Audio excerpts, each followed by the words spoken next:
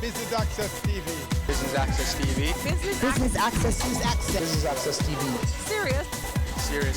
Serious about business.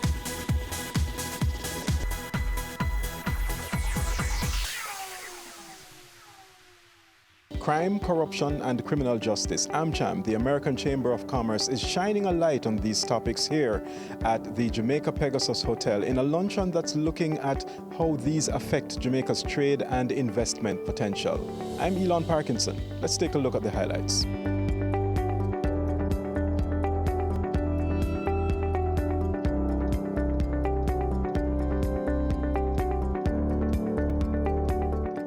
One of the things that I realize is that having these forums, it provides us with an opportunity to learn, to grow, and to improve. And all members should give your organization a round of applause. Put your hands together for it. For weeks, I was talking about business unusual. For weeks, that was the last one on the economy that you guys had. And I was in cocktail conversation sounding smarter than I am just by virtue of having been in the room. I'd like to thank everyone for coming out today. I'm going to apologize for the National Security Minister, Dr. Horace Chang.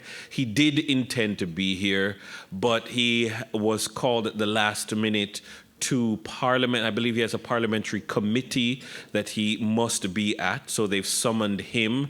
The numbers are important in these committees to make quorum and to participate in discussions at Gordon House, so he won't be with us today. The DPP, the Director of Public Prosecutions, Paula Llewellyn, is here. Thank you very much for being here with us today, as is Dirk Harrison, the acting head of the Corruption Prosecution Division at the Integrity Commission. Always glad to have Professor Anthony Clayton, a respected criminologist, here with us today. Jason Fraser is the country rep of the USAID. Thank you very much, and looking forward to hearing their presentations later today. At this time, I'm going to invite Alison Peart, the president of AmCham of Jamaica, to give the official welcome. Good afternoon, everybody. You know, we look so officious and so quiet. It's very, very important business, but I'm hoping today you're going to learn a lot more. You're going to leave here understanding more about some of the issues and, more importantly, with some solutions. Because it's one thing to speak about our issues, but if we don't find a solution, we're just a talk shop. And I love Nationwide on the radio, but we don't just want to talk. We want to come up with some solutions. So as the president of the American Chamber of Commerce in Jamaica, we thought it very important. We talk about how wonderful the economy was. Our last session was business unusual. But if we have crime issues, if Jamaicans don't feel comfortable going about their daily lives, if our foreign investors don't feel comfortable, if our children, who are our future, have issues, where are we as a nation? So we thought it very important to bring together a panel that would engage in the dialogue about crime, corruption, criminal justice. How does it affect our trade and investment? Because it makes no sense to talk about our GDP growing or our debt to GDP if we're dying.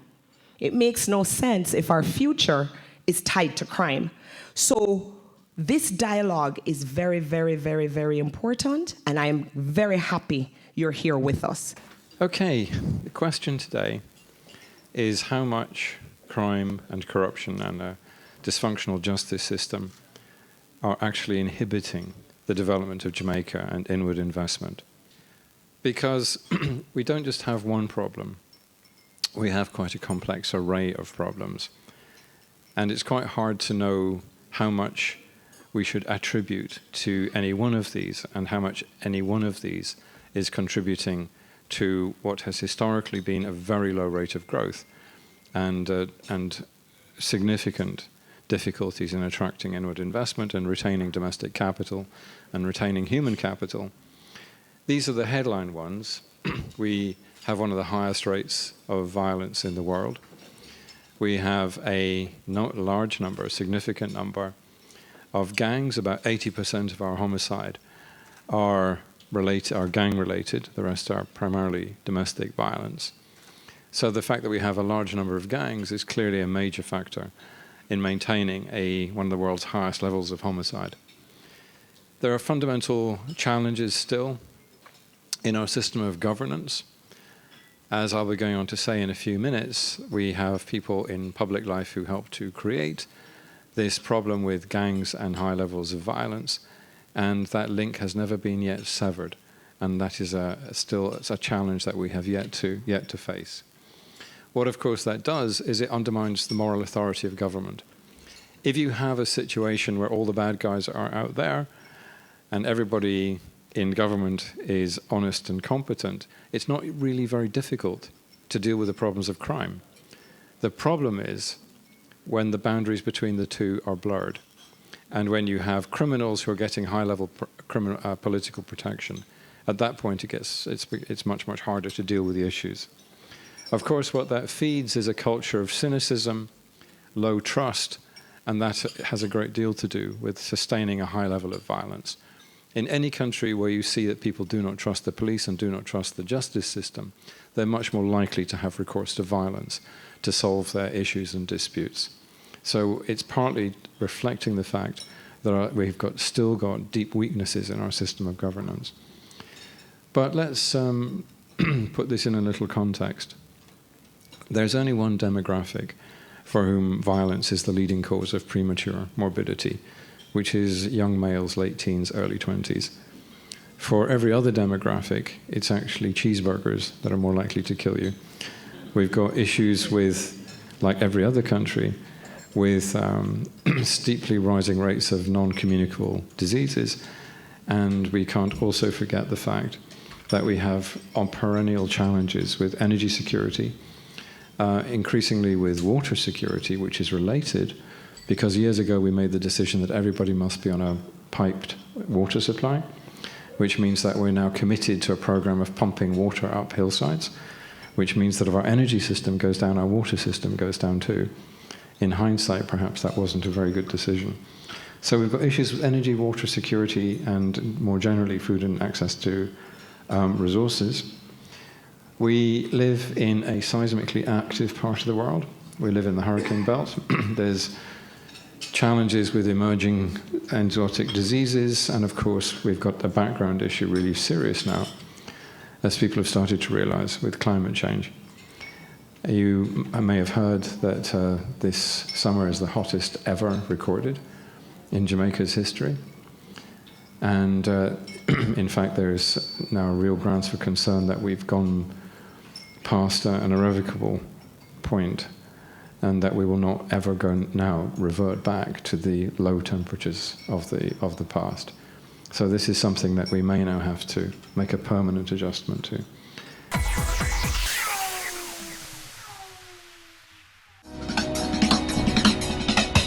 Cameo brings the creative industries to life,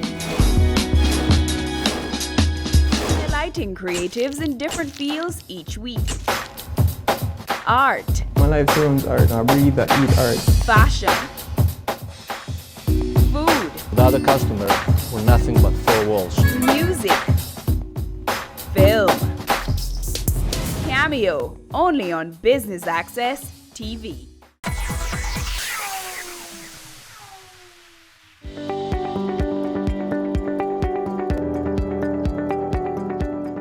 One of our highest priorities of the U.S. government in Jamaica is to work with our counterparts to interdict Jamaican and Caribbean-based transnational criminal activity, including narcotics and arms trafficking, trafficking in persons, and financial fraud targeting U.S. citizens. The U.S. government has also invested heavily in supporting anti-corruption initiatives with the civil society and Jamaican government, as well as supported improvements in the justice system. In total, the U.S. government invests about $12 million in security-related programming annually, which does not include all the various partnerships and collaborations that our various U.S. government agencies have with their counterparts.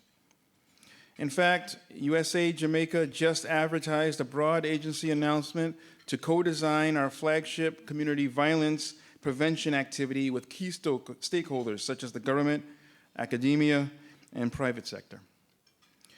This unique co-creation approach encourages key stakeholders to co-create and deliver the services that are vital to prevent youth crime and violence at the community level. Law enforcement and criminal justice are important to controlling crime, as we all know, and corruption. But we also have to address the underlying social challenges that both cause and contribute to crime. Within the broad range of U.S. cooperation on crime, and this is where USAID comes in, we partner with the government and civil society on a range of programs to address the root causes of crime in Jamaica. So in the area of community safety and security, and building upon past successes with community-based policing, USAID focuses on the strengthening of community-based and civil society organizations, the promotion of community-driven activities, the development of long-term champions of a culture of lawfulness, and the enhancement of ministries, departments, and agencies of the state to be more community-oriented institutions. In this way, we believe that we contribute to building safer communities, strengthening social cohesion, and improving civic engagement participation. USAID also works with holistic youth-friendly approaches that aims to assist at-risk youth in becoming active citizens through the engagement of different social, educational, behavioral, and recreational activities. This approach includes 3 main areas regarding youth involved in criminality: prevention, intervention, and rehabilitation, including diversion activities as alternatives to traditional incarceration for first-time offenders. Youth also develop skills through educational programs which introduce them to fundamental concepts in business, economics, individual accountability, and entrepreneurship. USAID expects that life skills and technical training will increase opportunities for at-risk youth to work within the legitimate economy, thereby reducing the likelihood of involvement in gang and criminal activity. In Jamaica, relationships with key public sector, private sector, and donor agency partners are being leveraged to create programs to build skills and to identify work options for youth. USAID also works in the youth remandee centers, which includes case management follow-up to facilitate at-risk youth acquiring job and education opportunities when they are released. In the area of corruption, the Combating Corruption in Jamaica project has not only built public demand for more effective action against corruption through awareness campaigns, but has also provided training to government and civil society partners to build capacity and increase advocacy. The project is expected to have an impact on the nation's capacity and the ability to effectively control instances of and attitudes towards corruption in general and political corruption in particular. So what's the role of the private sector in addressing the root causes? That's why we're all here today. Many of you are representing private sector organizations. How can the private sector be a key partner in addressing some of these root causes? Obviously, many of you are part of the community, and so you have an interest. Your companies are often affected by the high rates of crime and corruption. So it's important that government, international partners who support government, NGOs, and the private sector work together to address these issues. We've all been to various forums on issues surrounding crime in Jamaica. I think the private sector here needs to continue to ask itself what it is doing to address the issue. Clearly, advocacy is important to press for resources, accountability, and support in combating crime. But there's much more that can be done to invest in communities to make them safer and create opportunities for the next generation to be prosperous. Looking ahead, we welcome the opportunity to increase our engagement with the private sector on these challenges because of the energy and innovation that they typically bring to the table. USAID is a learning agency, and we are constantly exploring how to improve our work and increase our impact. So as we streamline our programs and look for new strategic partners, we invite the private sector to partner with us as we both work towards the common goal of helping Jamaicans thrive. There's this sense of a godlike syndrome that during some transactions an oversight body must lap its tail or virtually hold its corner in the name of investment. There are different roles for each stakeholder. Each must stay in their lane and accept criticism when constructively made. On the contrary, ladies and gentlemen, potential investors, in fact, should be happy that the business environment observes the rule of law and that democracy flourishes with built-in checks and balances. If I were an investor about to enter Jamaica, it's incumbent on me and my handlers to look out for red flags and indicators of the environment. I name a few on a list that is not exhaustive. 1, determine the role of the oversight body. It must be effective, efficient, fearless, and it must be respected. What, if any, comment does the oversight body have to say on a process or an investment opportunity that you wish to enter? The engagement, ladies and gentlemen, of investors and investor confidence, existing and thriving, must be viewed on a virtual 2-lane highway. That is a 2-way street with rules and guidelines being applicable. 2, does the police service support and protect local and non-Jamaican community members? Do they communicate with all persons? Are they accessible at all times? Maintain a presence that the visitor or citizen believes and recognizes that if they do wrong, they'll be detected. But lines of communication must always be in place. For too long in this blessed country, the notion exists that unless someone knows you and you not knowing them, nothing will happen. That needs to end. In a time of real emergency, the joke is told, unless you have on speed dial a member of the police force, the response time to a complaint is sometimes unacceptable. Another thing that I would think an investor would look for, there must be a criminal justice system that is efficient and effective, and we must congratulate the learned Chief Justice for the renaissance and the role of the DPP's office in the renaissance that is taking place now. But we must also have financial services, a banking system, healthcare facilities. They must be adequate, to name a few components. Importantly, ladies and gentlemen, on Jamaica's stock exchange record, Michael Reagan, writing in Bloomberg Business Week, January 18, 2019, states the Jamaican Stock Exchange is the world's best performing. Its outperformance over the past 5 years is even more striking. Jamaica's stocks have surged almost 300%, more than quadrupling the next best performing national benchmark and septupling the S&P Standard & Poor's 500's advance. I make bold to say that the very important successes must be highlighted, with all the negatives on crime and violence reported in the last 48 hours in Jamaica. Also, the awards in the tourism sector must also be celebrated. However, we must do better. Ladies and gentlemen, what are some of the solutions? Government agencies must work together all the time and set aside jealousies and petty matters which have no place in a professional setting. Interagency cooperation and collaboration must be emphasized and practiced. You must build bridges and stop tearing down, emasculating, and ridiculing persons. The fact that you do not agree is no reason to disrespect. Professionalism is non-negotiable. We must have a review of the timelines to review governance structures.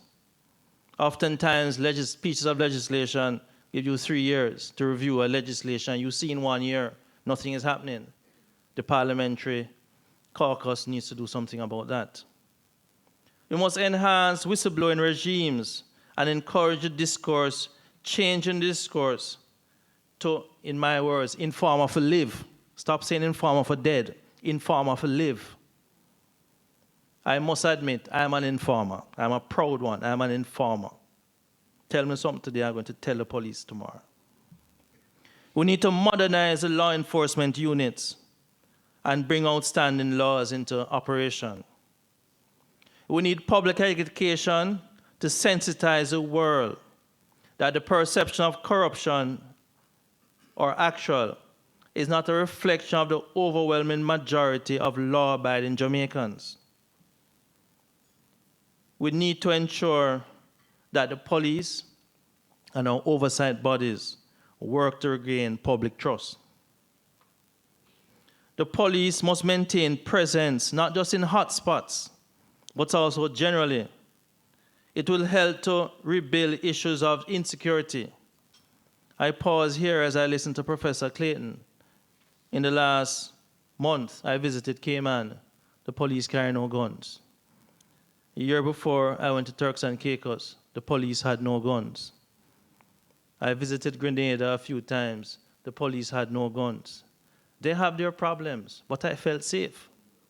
I am walking in this, my beloved country, and we're turning and looking behind us every minute. But our Caribbean neighbors, and Professor Clayton showed us the figures, I feel safe. We need to look at that. Ladies and gentlemen, as I close, I reiterate that the government of Jamaica, the ministries, the departments, the statutory bodies, to name a few, must work united to create that package, that which is seen by the outside world, with all the various components and elements that they look at, and which they consider, and which will have the effect to harness growth and encourage investor confidence. But most importantly, we must leave our partners with the belief that integrity is non-negotiable. Honesty is paramount, not by word of mouth, but by our actions. And despite our problems, crime and corruption, that they can and humbly should consider investing in our country to bring about change for good. Acknowledging that the improvement of the basic standards of life may have the effect of changing behavior, but I readily admit we can't legislate for good behavior. Ready for cable for as little as $100? Ready for no monthly cable bill? Ready for 10 TV channels absolutely free? Then pick up our Ready TV box at authorized stores for $4,500. Hook it up to your TV set, then top it up with Ready Credit for 1, 7, or 30 days. Buy now and get $1,000 free Ready Credit and start watching your favorite shows. Pick it up, hook it up, top it up. Ready TV. Prepaid cable TV when you're ready. Now serving Kingston and St. Catherine. Limited time offer while stocks last. Conditions apply. They say it takes a village to raise a child, but the world will one day need the leadership of that child. The time you spend with your child matters. It stimulates their minds and shapes the way they act. Talk with your children. Help them to better understand the world around them and to value what is truly precious. Above all, the most valuable gift you can give them is love. Play, talk, teach, love. Take the time. It makes all the difference. A message from the Parenting Helpline and Ad Council Jamaica.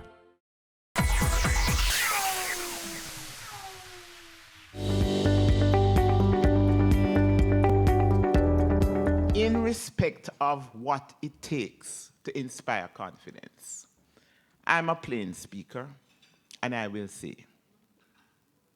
I believe that what is happening in our country, education is the key. I believe that a lot of our children, some of those who come from environments where they are victims of poor and dysfunctional parenting, we need to reintroduce civics in all its forms back within the schools, from the time of the basic school, because there are a lot of our children. People complain that, okay, are the schools not doing enough? But they may go to school, the teachers try their best, and they go back into an environment that is like a black hole of nothingness, because there's no value system, no values, positive values and attitudes.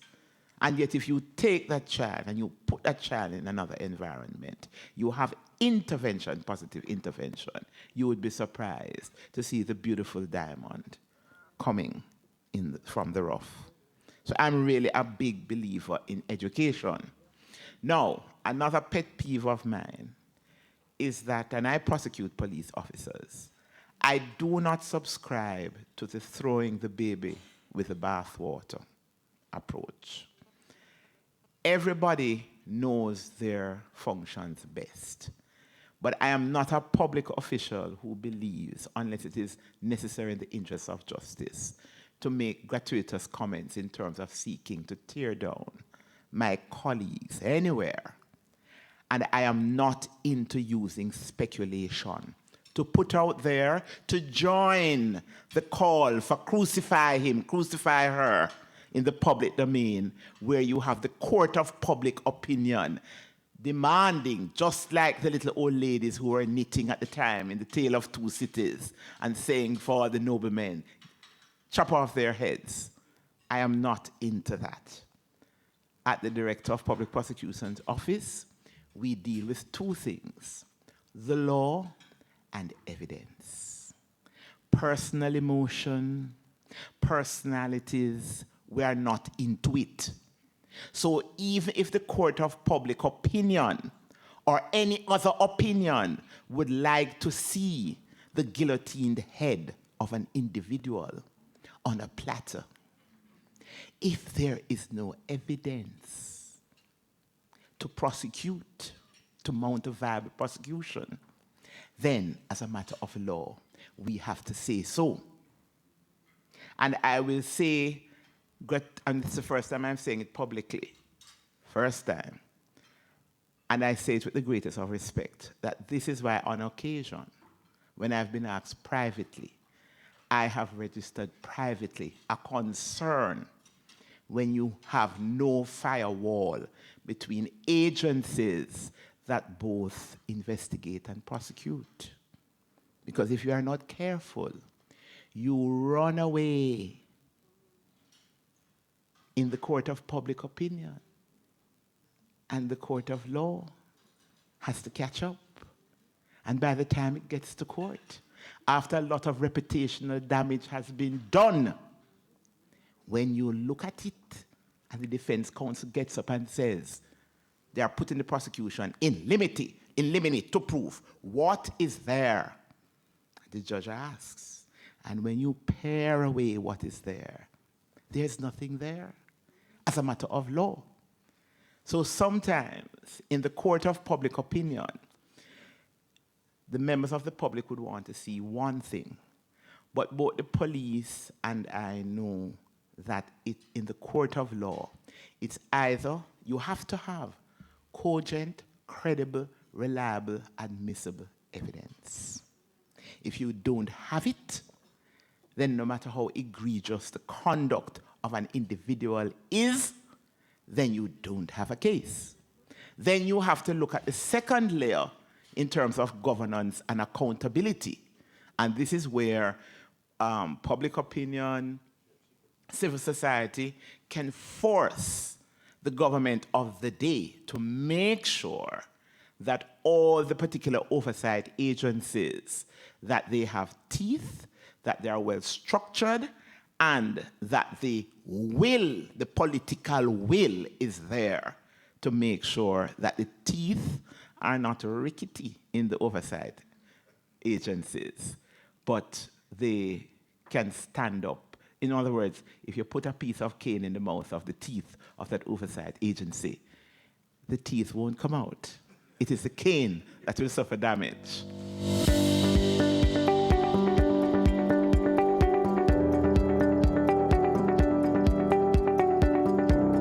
Riveting perspectives and indeed sobering statistics coming from the AmCham empaneled team here at the Jamaica Pegasus Hotel.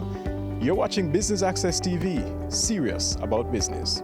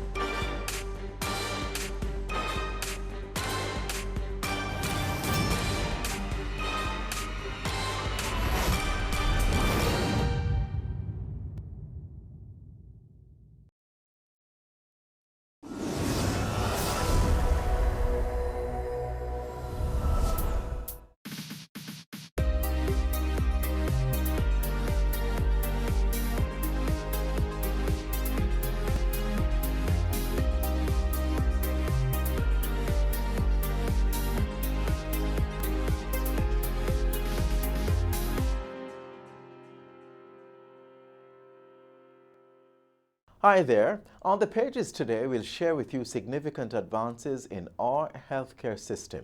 We'll also explore healthy lifestyle changes you should consider.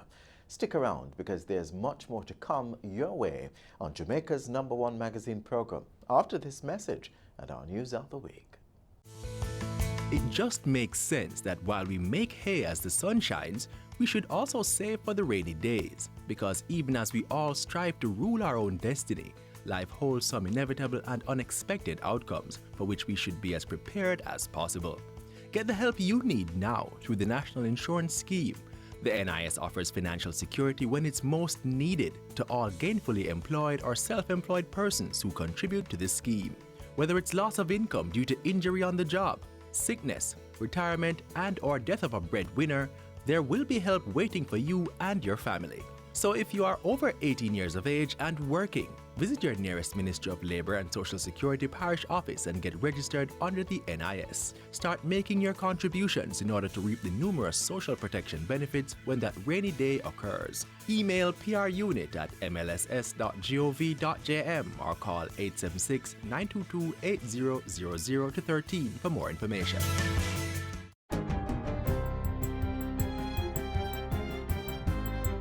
Hi there, I'm Simone Wolf with your JIS News of the Week.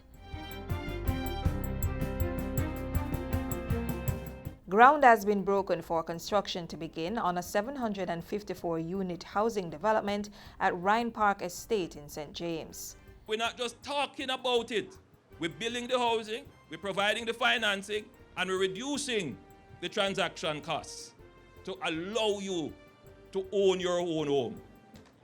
Owning your own home in Jamaica has never been easier. The Ministry of National Security is on target to rebuild or rehabilitate 149 of the 186 police stations in operation by March 2020 under a $5 billion project called Rebuild, Overhaul and Construct. So there's a direct relationship between the performance of police stations and crime in their station areas. In other words, by improving the physical space of the police stations, officers are better able to perform their duties more efficiently, to have more meaningful engagement with the community, and a better crime outcomes as a result. Prime Minister Andrew Holness has warned primary school administrators that no child should be denied access to an education due to any obligatory high fees. I am not saying that the parents must not contribute, but sometimes we miss the bigger picture. And the bigger picture is to make sure that no child, regardless of the income status of their household, is in any way deprived of education. Earlier in the week, the Ministry of Education reported a 1.5% increase in the overall passes for the CAPE and CSEC exams when compared to last year. Meanwhile, over 3,500 students from 17 primary schools across the island will benefit from a numeracy and literacy initiative being financed by the Jamaica Social Investment Fund, JSIF. We're glad and we're proud to be a part of this type of intervention that is really putting education in its rightful place. The Ministry of Health and Wellness has activated its enhanced vector control program to include public education, island-wide fogging, and home inspections by 1,000 trained and certified vector control workers. This is a real challenge that we have, a real burden that we bear as a society, and a burden that as public health officials, as a government, we have to find better ways to respond to. And a big part of that solution is you. You have been selected to drive that army of activity in every community across Jamaica to provide an appropriate response to the Aedes aegypti mosquito and the breeding of that mosquito. Netherlands-based Jamaican Anne-Marie Brown has committed to provide $1 million annually for the next 3 years to upgrade the Olympic Gardens Health Center in Kingston as part of government's Adopt a Clinic program. I heard that I was the first individual to actually adopt. And for me, I believe that when God blesses you, because I am blessed, you have to give in the same capacity, the same measure of your blessing. That is how you should give back. The adoption process basically does a couple of things. One, it says you are volunteering as an adopter to give financial or other types of support to a facility. We will recognize you with a plaque on the wall inside, which we will unveil. Those resources are going towards a needs assessment that is done. The safety audit of homes for children in state care is now completed and is currently being reviewed by the Child Protection and Family Services Agency. The audit was requested by Prime Minister Andrew Holness following a fire at the Walker's Place of Safety in January last year. Once Cabinet has reviewed, then the decision will be taken to make it public. But just to say, we have already started to implement some of the recommendations from the audit. And finally, the International Monetary Fund's resident representative to Jamaica says the country is ready to exit the fund's program come November. Jamaica has set a new standard for the region, not only for the region, but really for the rest of the world. We've seen a country where the ownership of the economic program was far-reaching. We've seen a country where the broad-based social consensus has allowed two successive administrations to implement sound policy. We've seen a country where we had continuity in the reform and Jamaican people being engaged in the process to be part of that transformation. So we believe these are features that many countries could learn from. And those are some of the stories making news this week. I'm Simone Wolf.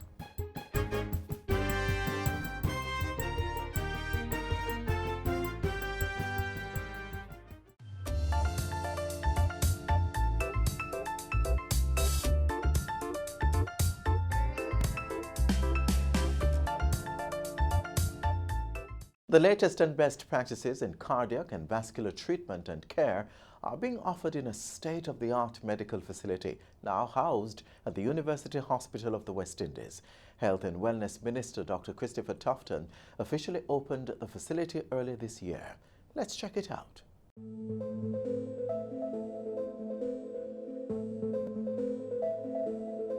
Jamaicans and other people from the Caribbean region, indeed visitors from around the world who may require cardiovascular treatment and care, can expect the best right here at home.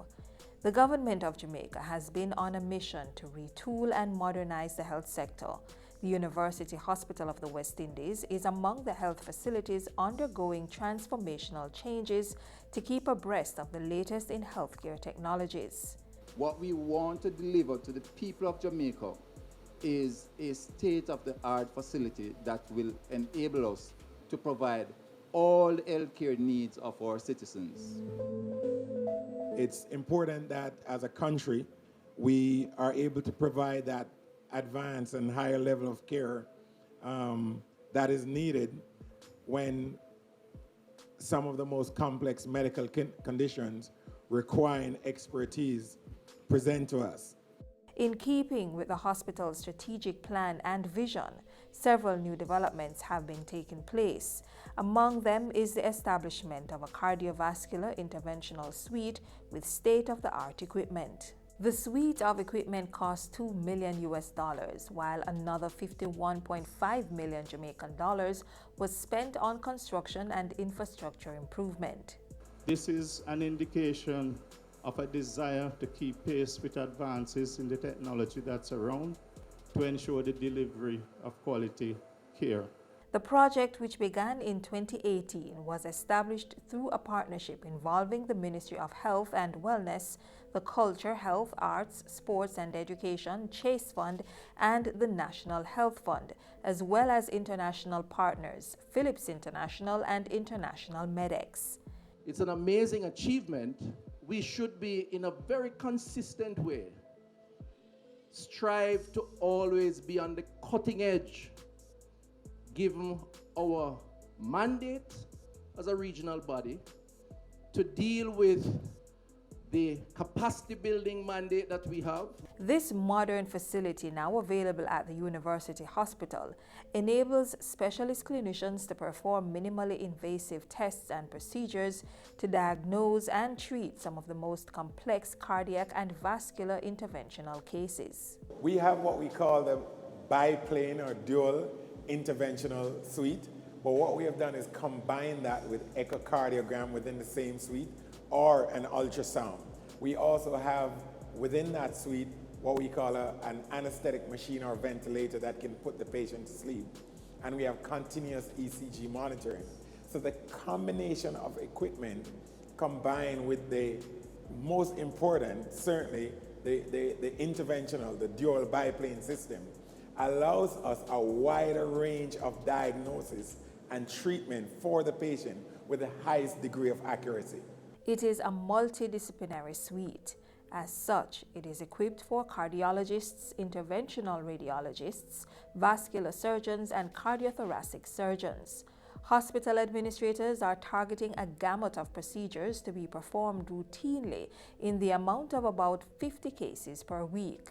Most are expected to be patients affected by various heart conditions. But they also come with diseases of the brain, possible strokes, possible abnormalities of the vessels in the brain. They also come with abnormalities of the peripheral vasculature, blockages in the legs, difficulties in the aorta. And so really a lot of the care will speak to cardiac disease, vascular disease. The suite also has the capacity to deal with conditions such as renal disease and cancers. A number of emergency procedures were among the first set of cases dealt with after the facility went operational in the first half of 2019. We have done coronary angiograms, we have done percutaneous coronary interventions with stenting, and we've done cerebral angiograms, looking at the vessels to the brain. We have done aortic stenting. These and other procedures taken on at the interventional suite are making a mark on efforts to tackle the monster of non-communicable diseases and indeed saving lives. A third of all deaths in Jamaica, between 18 and 20,000 deaths, die from cardiovascular disease. The Health and Lifestyle Survey says that 1 in 3 Jamaicans are hypertensive, which speaks directly to this kind of condition or series of conditions which requires an intervention suite. Nearly 50% of those who are hypertensive are unaware that they are. And it's clear that we have the human capacity to do a lot. Opportunities also created from this interventional suite for the UHWI's Faculty of Medical Sciences to not only teach, but also put all the innovative healthcare theories into practice. Looking at the intervention suite in operation, you will recognize it immediately as a microcosm of what we're trying to achieve in the Faculty of Medical Sciences. If you see the unit in operation, every peg knows its particular hole, and it is working like a machine. As the funders of healthcare in many instances, we are willing and able to support projects that add value. And I'm confident that this is indeed a very good project. So we at the NHF, we are committed to partnerships, and this one really has led to a good outcome. It doesn't end there. The blueprint for further development at the hospital has in its design its first 6-story tower, as well as other technologies to come, including upgrading of its MRI suite and the delivery of PET imaging.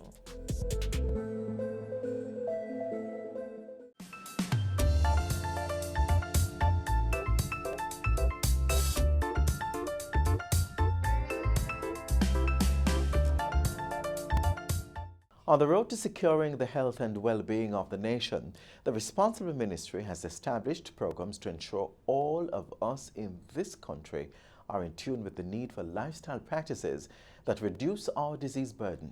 The flagship promotional program, Jamaica Moves, encourages healthy eating and regular exercise. Find out more in this next feature.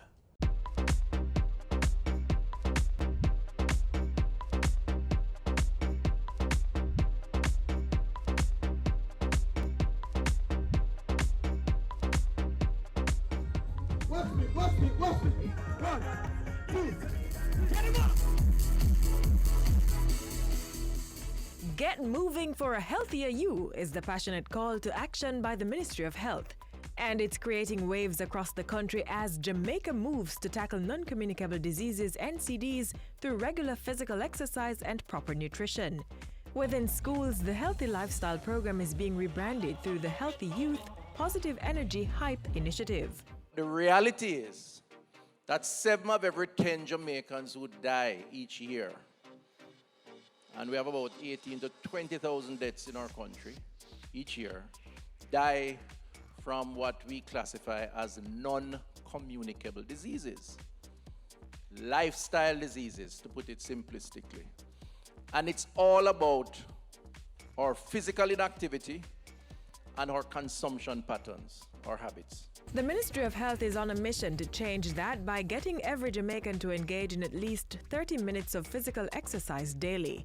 In fueling this fitness revolution, the ministry launched the Jamaica Moves campaign under the theme, More Moments, More Memories, and More Life. If you do what we are promoting, then as the tagline says, you'll have more moments, more time to spend with your family, your friends, do what you enjoy, more memories, capture all of those lovely memories, and more life.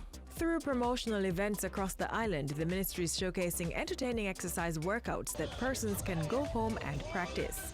Free medical checks are also being provided. It's part of the preventative healthcare method, and that's the approach that we're trying to take before we get to the part of the curative side, which is hospital care. Jamaica Moves is also developing walking trails in each parish and partnering with local walking and running groups.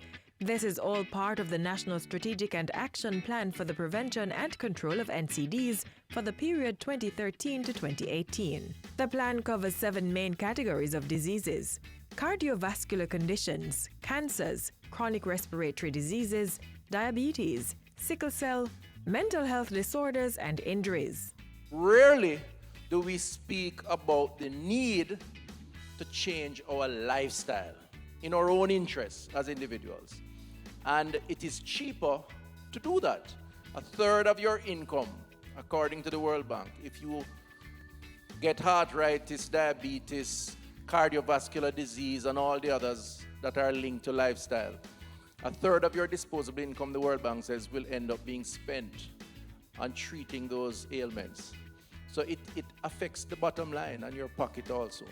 Many persons like this man can testify to the benefits of living a healthy lifestyle, which extend beyond monetary savings. All my family have diabetes. One night, I see my hand hook up like this, pull in, and get cramp. My feet then start to cramp. The morning, I put on my clothes, get ready and go to the doctor. He do my blood sugar level, and it was 29.5.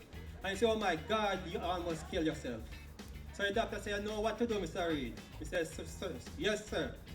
So I was weighing at the time 285 pounds with a big tummy like this. So he said, go and cut out your belly. And you know what I mean. So I said, I understood, doctor. I'm going to change my diet and I'm going to take up exercise 1,000,000%. So I start off by 1 mile back and forth till I end up doing 10 miles. Exercise is the key to good health. Eat right, change your diet, less carb. Remember to put the running shoes right at your bed. As you step out of your bed, you step in.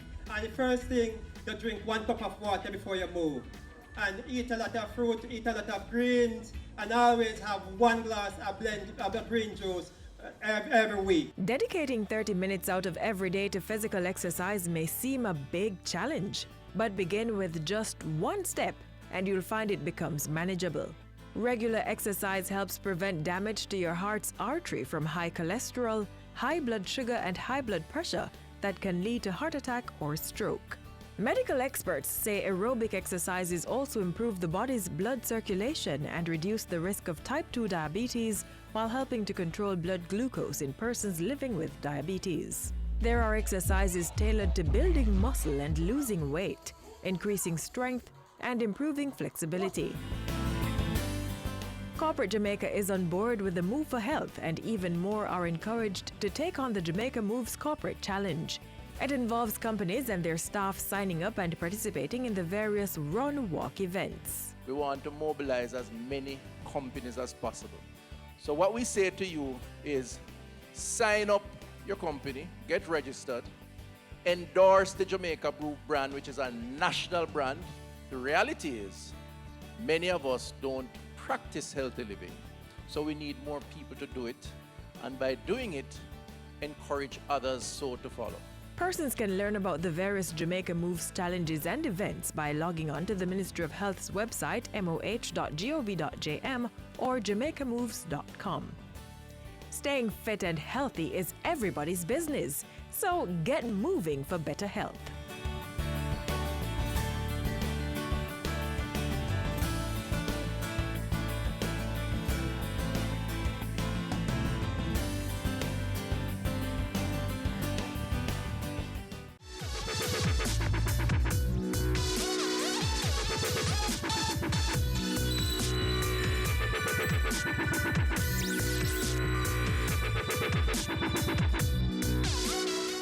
As we continue to focus on the subject of safety and well-being, let's turn to the importance of protecting yourself and property from fire hazards.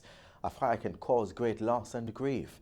In this next feature, you'll learn what you can and should not do to keep your property and people safe. Fire! Fire! My bed, my clothes. Same script, different day. What's worse, sometimes a human being, even a child, dies in these unfortunate situations. The loss of lives and valuables as a result of fires is impacting those who remain behind. The mental effort to get up from the ashes. Taxpayers too are being burnt, as more dollars are being shelled out for fire emergency operations. Homeowners must implement fire safety plans.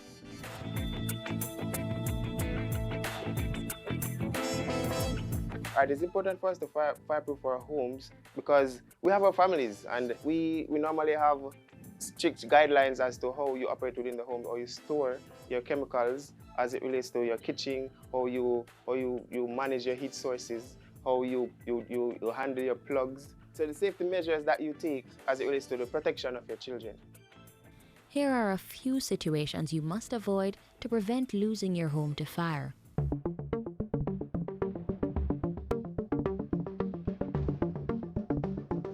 Finally home from a tired day at work. The first thing many people do is get something to eat. Now, this is when a fire safety sin is usually committed, having a cigarette while tired or the stove is left on.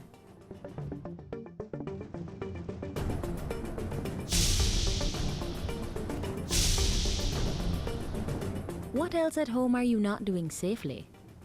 Like this, using a computer or mobile phone on the bed. So they should not be used on flammable surfaces such as beds or sofas. Leaving your cell phones on your bed can trigger the ignition temperatures of that spread or sheet and can actually cause a flame. So we encourage you not to leave your cell phones unattended. It's an active source of heat, and worse when it is charging. It has caused many house fires based on our statistics. Between 2010 and so far in 2019, 100 children were burnt to death. One of the main causes of these deadly fires, a child left unattended with burning candles. Based on investigation from fires, we find that most of the times it's because we leave our children unattended, right? So we leave them with the matches, we leave them with the candles, we leave them with the lighters, and we leave them with maybe a laptop or an iPod, something to keep their attention, but they are fascinated by a flame. Here are some other factors found by the brigade to be the major causes of fires within the home. Clothes put to dry at the back of the refrigerator. Storing plastics on cooking gas cylinders. We identify this as a fire hazard because if you notice, it is pretty much close to the source of heat, which would have been the stove itself. All right? So we can have a spark from this. The Jamaica Fire Brigade encourages that cylinders over 30 pounds should be stored outside. So here we have two heat sources, a microwave and a toaster oven. All right? Plus, there is a charger plugged directly between both sources of heat. What we encourage is that there should be sufficient space to allow for air to pass through. In the bathrooms, the heat source is, for example, your blow dryer. You leave those on, running while you do other stuff, while you wash your face, something. But leaving them near your towels and your other materials that can burn, your clothes, that can spark flames. As for power strips, they should not be overloaded. So we also encourage that if you're using extension cords, do not run them behind furniture, do not run them under the carpet, because the constant pressure on the cords themselves will cause breakage. Again, if it is near a combustible material, it can cause a fire.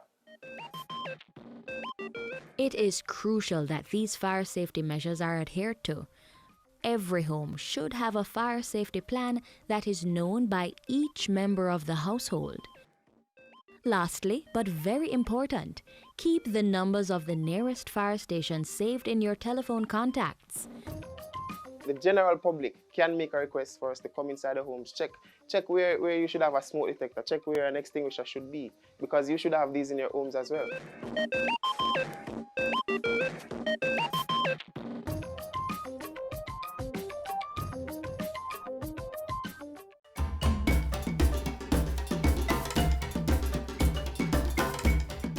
On the board this week, the Visionary Youth Club and iCare Jamaica, in partnership with Sandals Foundation, Sandals, Beaches and Grand Pineapple Negril, will be hosting its back-to-school treat on August 24. It will be held at the Darliston Primary School.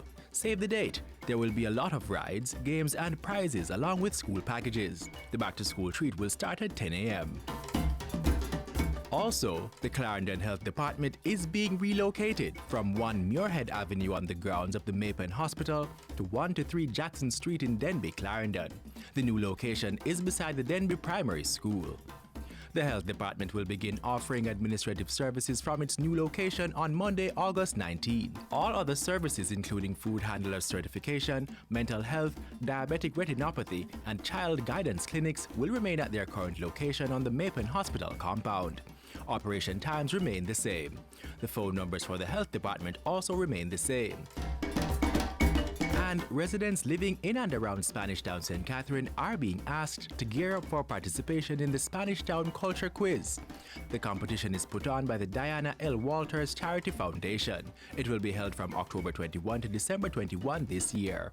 For more information, visit the foundation at 9 Chester Avenue off Brunswick Avenue, Spanish Town St. Catherine, or call 876-853-2497 or 876-336-2230. And that's all for our community notices this Saturday. If you have something to share on our notice board, give us a call at 876-922-8680 or email cbishop@jis.gov.jm or kferguson@jis.gov.jm.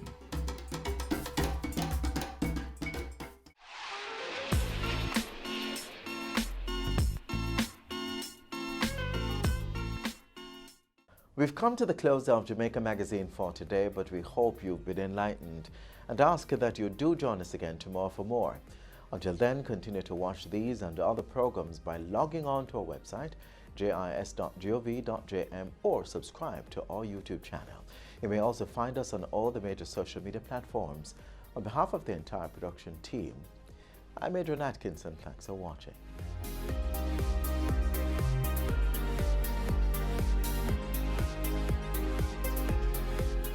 This has been a production of the Jamaica Information Service, the voice of Jamaica.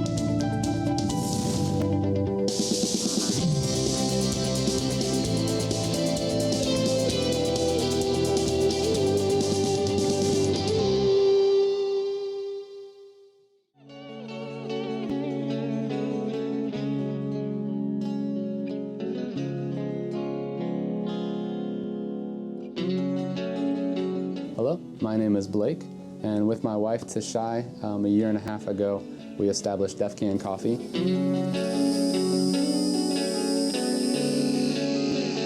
We are a not-for-profit social enterprise aimed at engaging, equipping, and empowering deaf youth.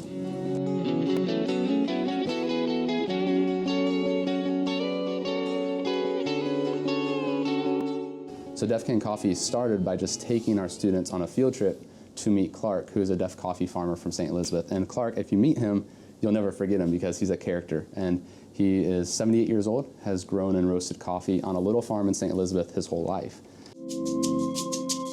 As a family friend of my wife's, who grew up around Clark, we decided, hey, let's take our kids to Clark's farm in St. Elizabeth, let them meet him, and just see if they wanted to learn more about coffee. Because at that time, we just wanted to expose our kids to a role model of somebody who's doing something as a deaf person. Well, the kids got so excited about coffee, they came back to Kingston and said, hey, can we roast coffee like Clark?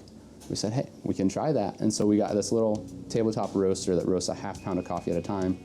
We got some green coffee from Clark, and we started roasting. And pretty soon the boys say, well, can we taste this coffee too? We say, sure. So we got a Mr. Coffee machine that was collecting dust on the shelf, cleaned it up, and they started brewing coffee. And then people would come by and they'd say, hey, you want to taste our coffee? People would say, yeah. So they taste it and be like, wow, this is really good. And it's like, yeah, it's fresh roasted coffee. It's got to be good. And then people say, well, can we pay you for this cup of coffee? And we say, okay. And it just really organically grew because the boys were doing everything as a group. As they started selling coffee to customers, their smiles got a little bit bigger, they started getting pride, and they felt affirmed. They had positive attitudes about themselves. About a year ago in March, we decided actually to not just roast coffee, but to start a small coffee shop here at the school campus. After 3 months of running it here at the school, we said, this has potential to actually employ people. This has potential to go beyond just the walls of this campus. And so in July of last year, we actually registered Deaf Can Coffee as a business name and started the formal process of developing ourselves as a legal entity.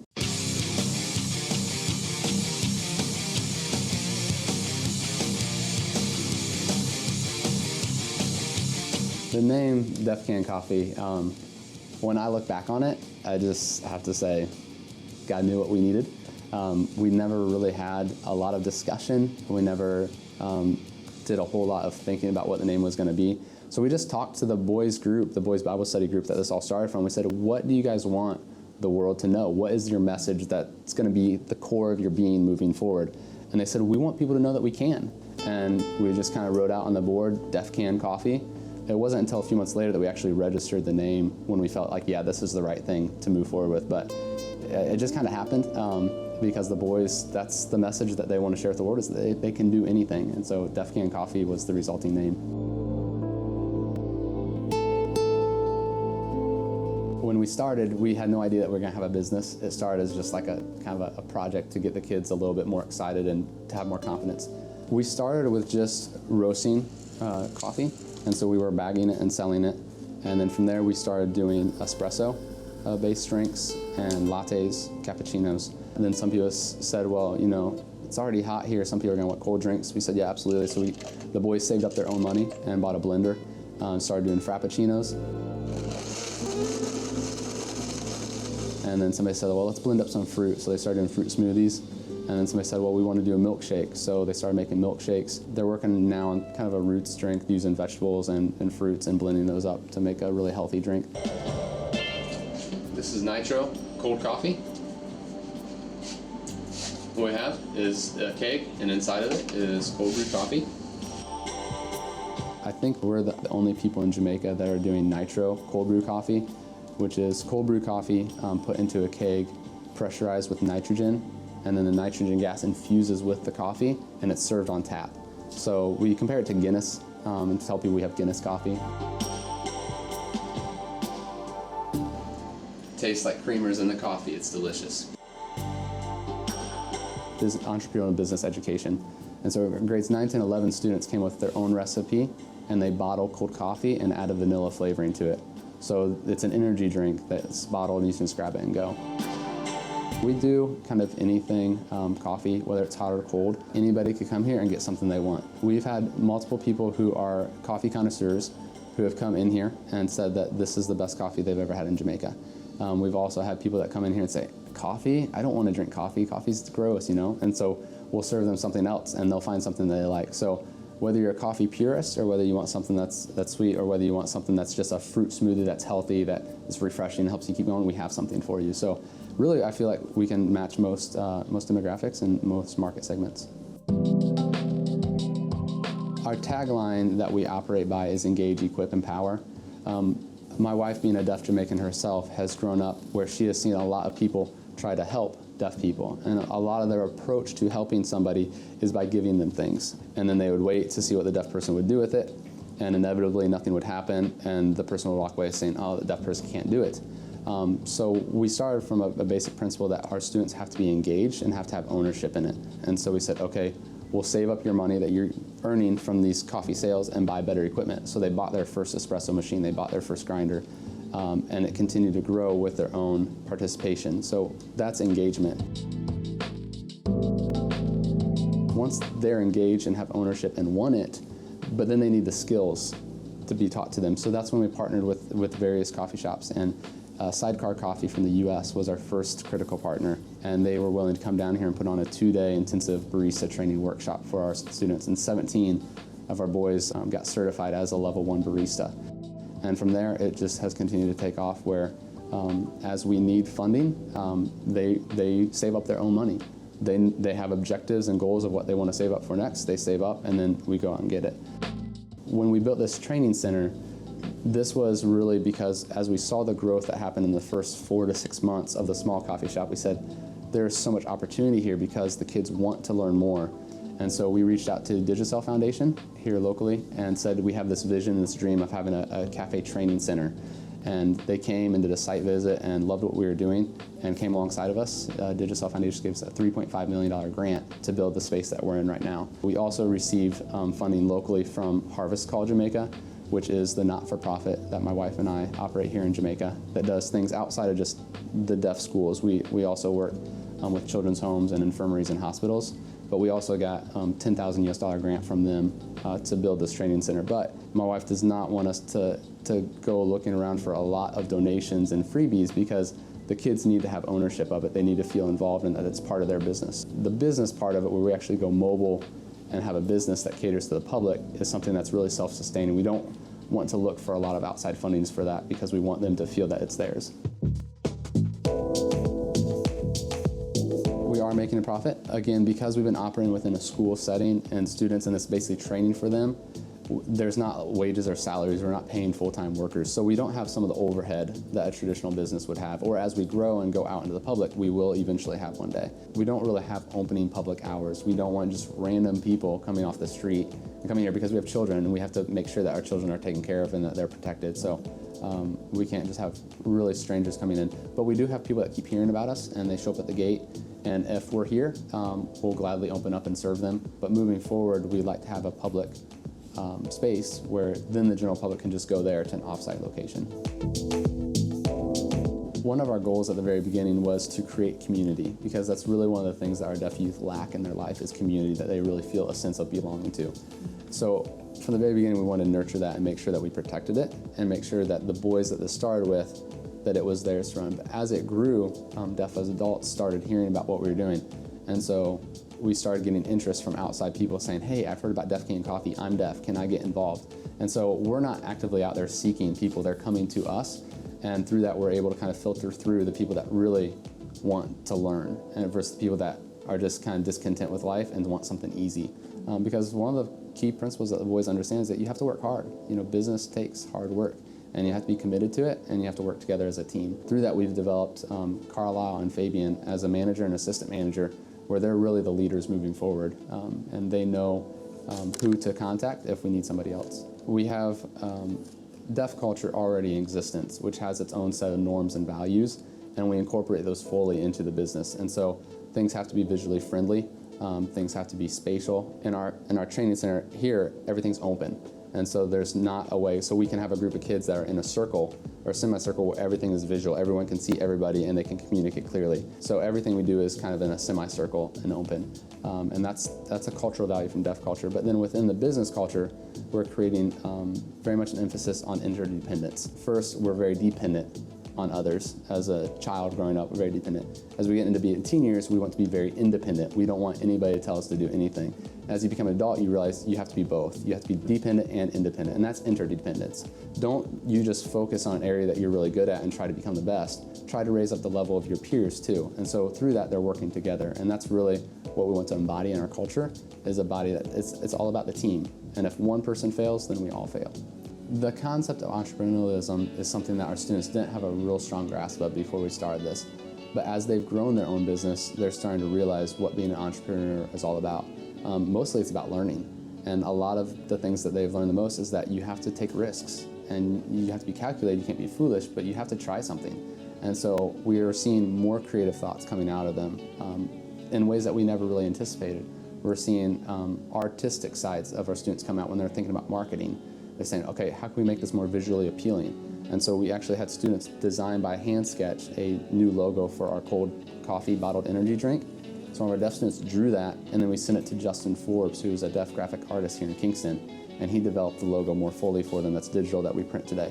So in a lot of different ways, entrepreneurialism is starting to affect the way that they think, and starting to realize that inside of every one of us, we have creative capabilities and ideas that just have to be tapped into.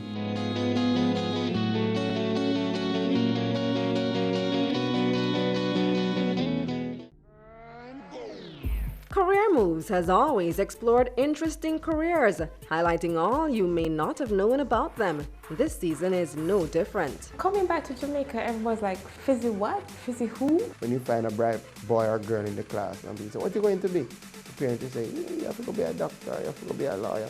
Nobody says you have to go be a politician. Let me see your hands! Tune in Tuesdays at 8 p.m. on Business Access TV.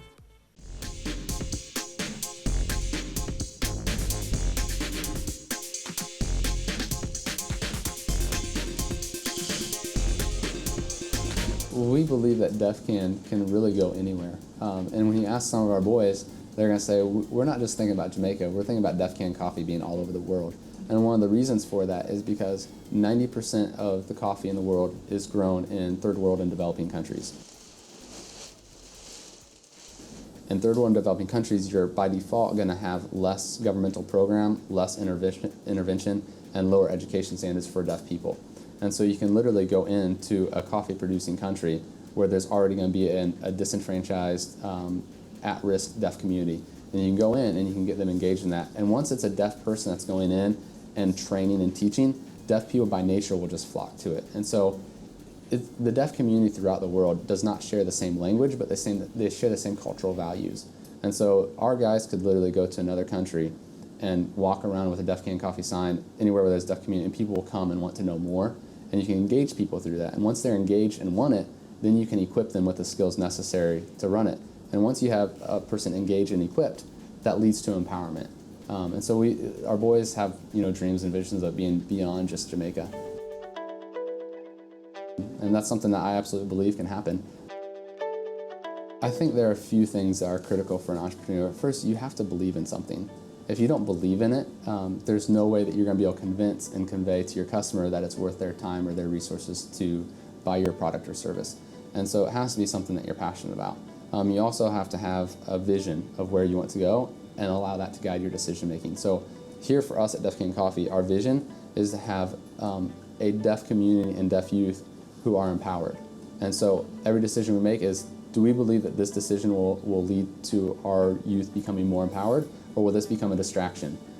Besides kind of the theoretical vision things, you have to put in a lot of hard work. You have to be willing to make sacrifices. You have to be willing to take risks and learn. Every time you make a mistake, it's a phenomenal opportunity to learn something, and you'll never make that mistake again. Unless you don't want to view it as a learning experience, you want to be frustrated by a mistake, then you'll end up making that same mistake again. Success for us is not defined by what margin we're making, how profitable we are. We believe that if our students are getting the skills necessary and the self-esteem and confidence necessary to perform, that will all take care of itself. I think for my wife and I, our biggest fear is that somehow through a failure to guide this social enterprise properly, that we could actually end up convincing people that deaf can't. So what I mean by that is, and some of the experiences that we've learned from by making mistakes, say we have the opportunity to open up our own shop somewhere, and we say, all right, yes, let's do it, but we're not ready to do it. If we open up our own shop and have our own storefront and everything, but we're not actually to the point where we're mature enough as a business to handle that, and it fails, everybody that walked through those doors and saw it close are going to look at it and say, oh, Def can't. And so we've been very careful about how we grow the business. We've used the analogy with the students of as a child grows, they grow from an infant to a toddler to an adult. And as an infant, you learn to crawl, and as a toddler you learn to walk, and as an adult you learn to run. So we use that analogy with them and say, hey, we're still crawling and we're still walking here, we're not quite ready to run. Because if we don't manage that properly and allow it to grow sustainably, people are gonna realize that Def can't. And that's the antithesis of what we want people to believe. We want everything we do to affirm that Def can. What motivates me is people like Clark, the man that started this, people like my wife, who are, through their lives, proving to people and demonstrating that Def can, that literally Def can do anything, and that there are some ways that Def can do things better. I get excited when somebody comes in here and says, wow, this is the best espresso I've had in Jamaica. And you see our guys, smile and stand up straight, and they're proud of themselves. That's what motivates me. Those moments where somebody comes in and says, wow, Def can. And then the response of our guys that say, yeah, we know. And as that confidence within them grows, they're starting to believe in other things they can do outside of coffee. And they're getting more confidence, and their own creative talents are starting to bubble to the surface. And we've realized that as we go and share this message, some of our boys are phenomenal with crowds. They're great with an audience. An audience will be sitting out there, and they'll be telling them a story, and their expressions that comes through their facial expression and their body language just captivates people. And realize this person could be on stage, they could do anything. And those moments where the general public gets it, where they say, wow, Def can, and those moments where you say, yeah, we know, that's what motivates me. I live for those moments where people just get it and they say, wow, I want some more of this. When you just can't go to sleep at night, when you're dead tired, you're completely spent, and you lay your head down, an idea pops up, and then your brain starts going again, and you just can't turn it off. So you're up at 2 a.m, typing something out, or emailing somebody with something you want to tell, and just those are the moments where you're like, wish I didn't have this thing on my mind. And then you say, well, if I didn't have that, would life be as exciting as it is? And so learn to embrace those moments of inspiration, and to realize that those moments where you wish you could just turn off your brain but it's still going are actually some of the greatest moments to really just focus, get the clutter out of your mind, and sit and just put things on paper, get them out and think about them. But I love the interaction that we have with different people that Def Can Coffee is attracting. Literally attracting people from all over. We've had people from all over the world that have heard about us and have come to see it. They may not be flying to Jamaica specifically for it, but they hear about it and they want to come see it while they're visiting. And then to have local Jamaicans that have come here and to realize, wow, the deaf community has a lot to offer. And so what we're hoping is that through this, other employers will come and see what the kids are doing. They'll see the commercials they're making. They'll see, the cakes they're baking and say, hey, I have a job for you. You can come work for me, because we're not really all about just trying to create this massive Def Can Coffee organization. I believe that because we are addressing a root issue in the lives of vulnerable people, that's God's heart. God's heart is for the vulnerable. He's for the oppressed. He's not about the people who think they have everything in life. And I think that as we have very carefully tried to address the true lack that's experienced in the lives of our kids, that God is blessing that, and He's growing it to allow us to fill up their cups so that our kids lack nothing anymore. They don't lack the confidence, they don't lack the skills necessary, they don't lack the opportunities in life to really grow themselves and use the gifts that He's given them.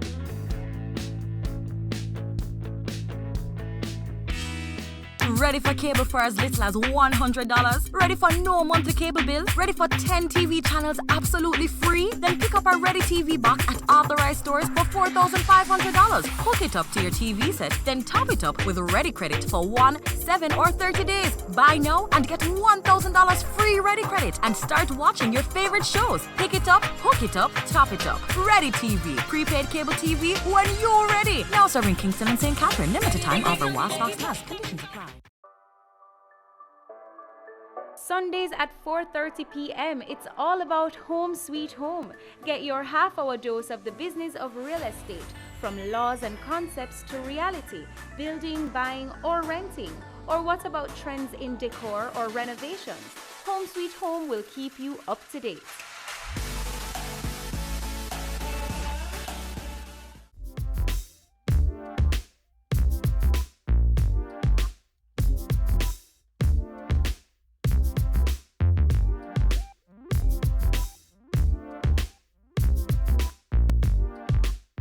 As we traveled around now, going through different places, then Digicel Foundation heard about us, and we showed proof to them that we could do it, that Deaf can.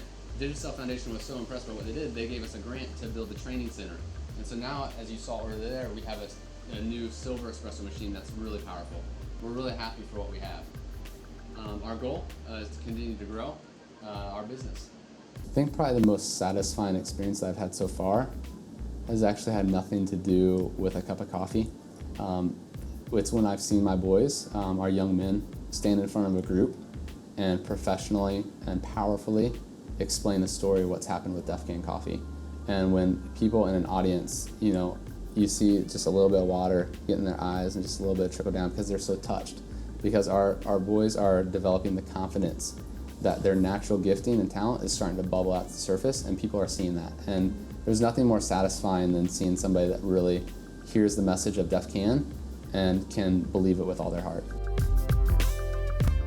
Some of my favorite things to do are to get out of Kingston and go to St. Elizabeth. Where my wife is from is an area called Top Hill, St. Elizabeth, and it's the most beautiful place on earth, in my opinion. And so we'd love to go out there, just hang out, love to go down to Treasure Beach and swim and hang out, enjoy the country life. Being an entrepreneur is full of sacrifice. There are times where you sacrifice relationships, but you have to balance that, because if at the end of the day you have a successful business but fail in relationships, then the business has no merit at the end. So there's a balance there. You sacrifice a lot of time. You sacrifice financially. There are times where you have to contribute to help the business grow and to take care of something that is just kind of out of scope but needs to get done. You sacrifice with other things in life that you like to do, maybe hobbies that you had before. Sometimes you don't have as much.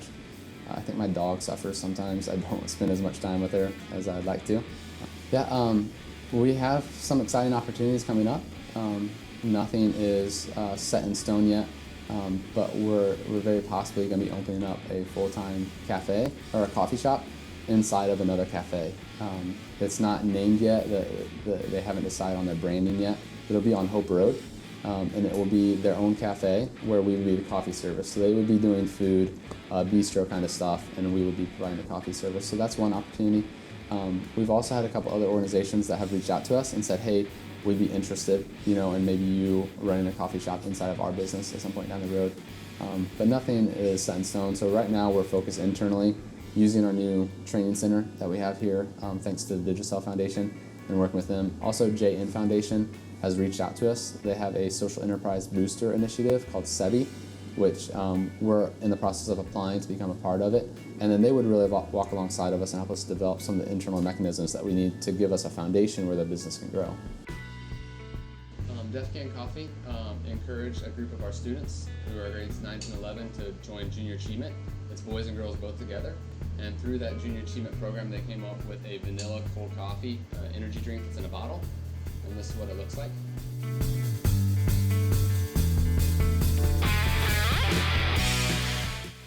As we've grown, we've said, all right, we want to create a message about this. And so reach out to somebody that can help us. But then as much as possible, we bring that internally. So we create a message for the National Inclusive Education Conference that happened last November in Montego Bay. And we developed kind of a framework for the message, but then the students kind of decide what they want to portray through that poster. And that poster was all about comparing a negative view of a deaf person that says deaf can't with a positive view of a deaf person that says deaf can.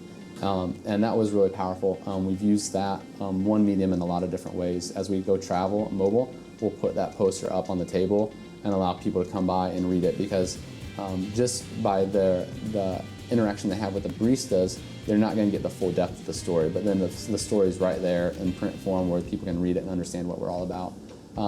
But we've honestly, in some ways, tried to hold back on some marketing because, again, we're struggling with this balance of we're on the campus of a deaf school.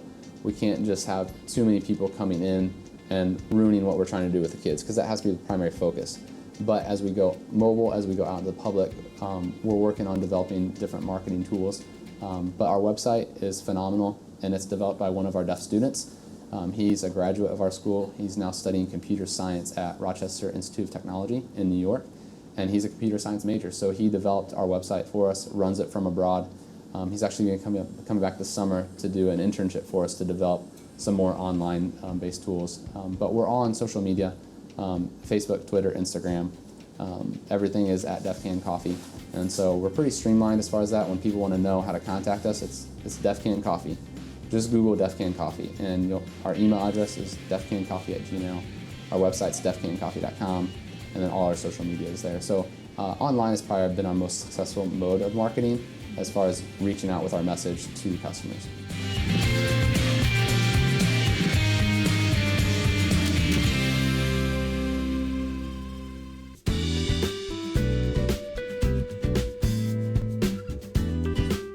And that was, probably a year ago when we realized this has viable potential business.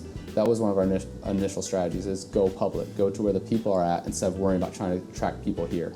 And then the second thing is partner with people. Any press is good press, and so we've had the opportunity to get several print media opportunities where they've written stories about us in the Gleaner and Observer. We've been on TVJ, we've been on several radio stations. We're now on Business Access TV, which we're really thankful and excited for this opportunity. If you're a young person or a person that has a desire to be an entrepreneur, you have an idea that you want to try, then I encourage you to go for it. But you have to understand a few things first. You have to be very committed to it, and you have to believe that what you want to do is going to make the world a better place. If you don't believe it makes the world a better place, at the end of the day, you're not going to be able to sell it to your customers and to whoever you want to reach. And you have to really believe in that. And if you don't believe in it, then you're going to run out of the energy, because there are times where you feel like, I want to give up. I don't want to do this. It's too hard. It's too impossible. And if you don't believe it makes the world a better place, then you're going to say it's not worth it. But if you look at some of the greatest businesses the world has ever known, it started with somebody that said, I believe my idea can make this world a better place. And when you start with that premise, if you believe that, then there should be nothing that stops you. And then my other encouragement is that as you go, don't try to do it alone. Reach out to people and partner with people that can help you. If you're selfish, if you try to keep it for yourself and say, no, I want to hang on to this, you're not going to allow your hands to open up to allow it to grow and to fly. And so you have to be willing to open up yourself to other people and say, hey, I want to work with you, and I want to see how we can work together. And then the third thing is that you have to get the right people around you. If you have somebody that is inside that is toxic, that's cancerous to your organization, no matter how talented they are, no matter how many gifts they have, if that person is not matching the team, if they're becoming more about themselves than the team, you have to be willing to stand up and say, hey, you know what? We can't have this part of our team. And so you have to be willing to sometimes do the tough work, and you have to be willing to say no. When opportunities come that aren't really suiting your business model or your vision, you have to be willing to say no. And as an entrepreneur, you'll have a hard time sometimes saying no, but you really have to be willing to stand firm and say no. And then the last thing I would say is have a business plan. And if you don't know what a business plan is and don't know how to write it, reach out, because there are lots of people that are willing to sit down and offer advice and help you work through some of those components that maybe you haven't thought of.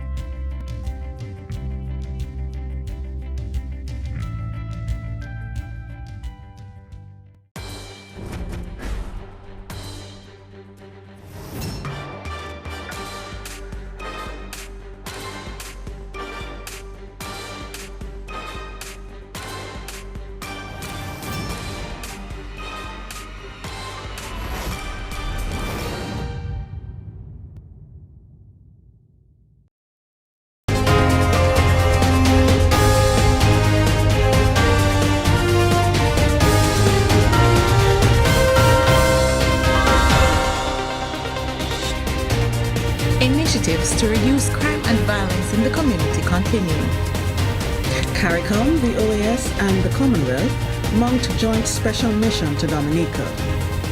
CXC has a new registrar and chief executive officer. The University of the West Indies signs reparations agreement with the University of Glasgow. Welcome to this week's edition of CARICOM News Highlights. I am Jessine Dunkley-Malcolm. And I am Michelle Nurse. Welcome to the program.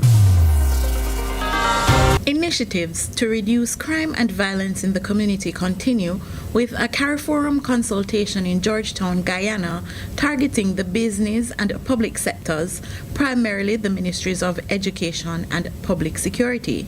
Here's Valderine Hackett with that report. Evidence-based policy decisions and a multi-sectoral approach to address youth crime, particularly in schools, were underscored by Guyana's second Vice President and the Minister for Public Security, the Honorable Kamraj Ramjatan, when he addressed the official opening of the Crime and Violence Prevention Mitigation Training on 8th August 2019 in Georgetown, Guyana.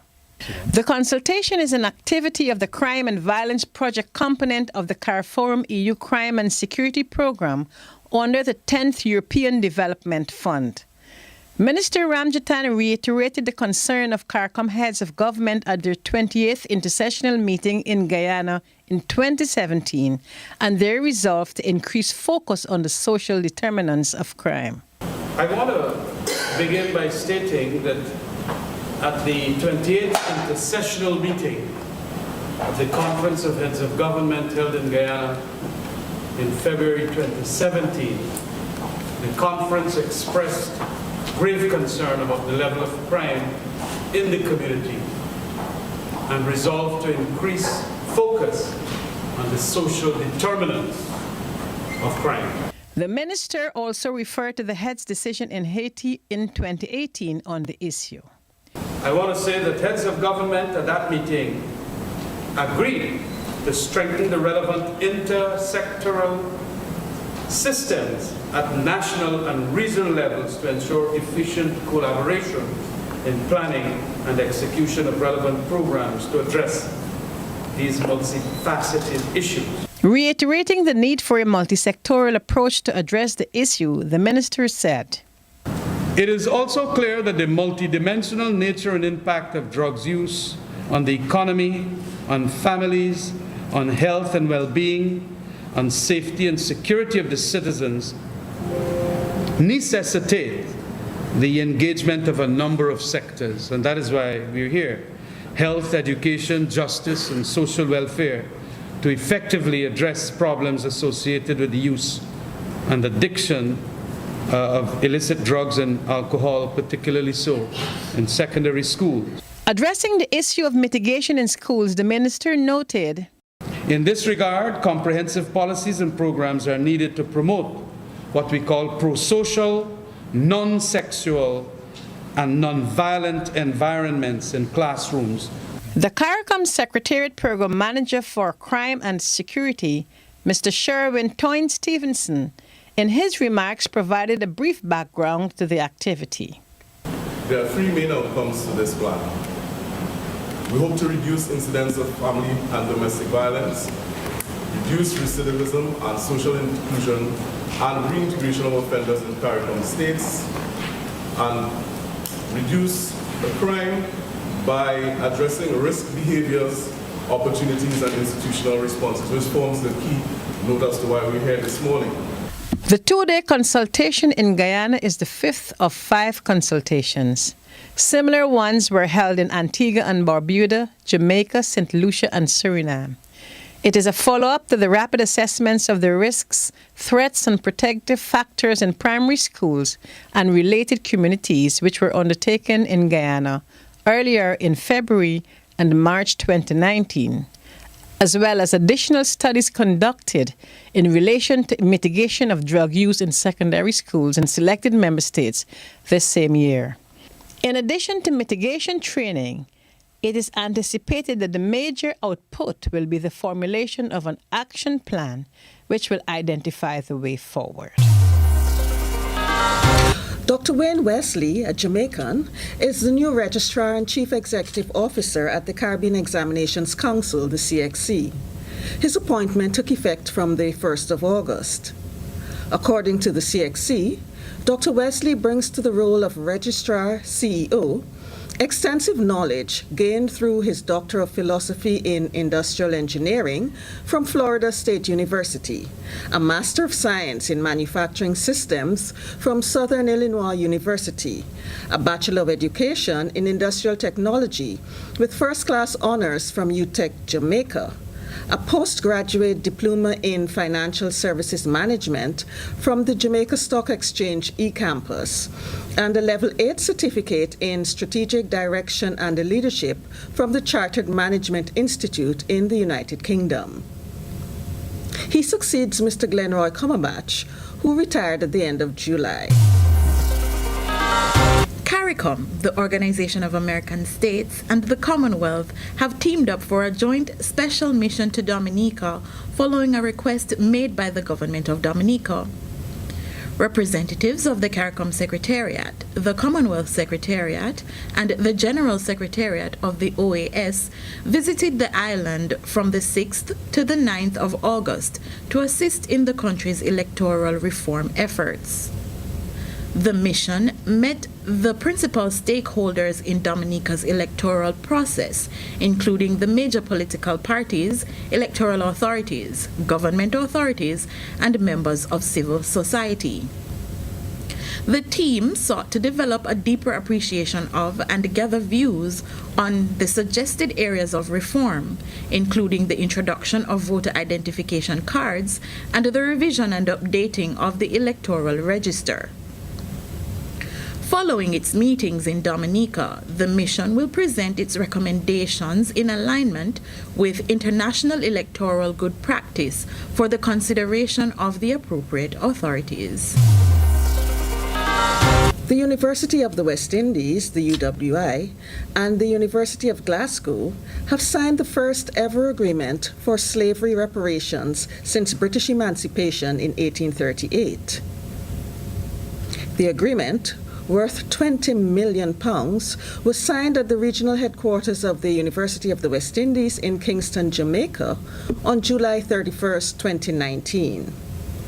UWI Vice-Chancellor Professor Sir Hilary Beckles and Dr. David Duncan, University of Glasgow's Chief Operating Officer, representing Vice-Chancellor Professor Sir Anton Muscatelli, signed the agreement. The terms of the agreement call for the University of Glasgow to provide £20 million to fund research to promote development initiatives that would be jointly undertaken with the University of the West Indies over the next 2 decades. The funds will facilitate the operations of a jointly owned and managed institution to be called the Glasgow Caribbean Centre for Development Research. The Centre will target and promote solutions to Caribbean development problems in areas such as medicine and public health, economics and economic growth, cultural identity and cultural industries, and other 21st century orientations in Caribbean transformation.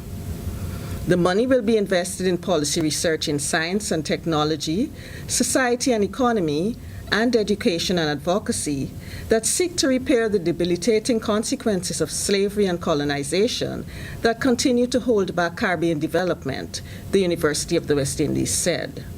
The sum of £20 million was the amount paid to slave owners as reparations by the British government when it abolished slavery in 1834.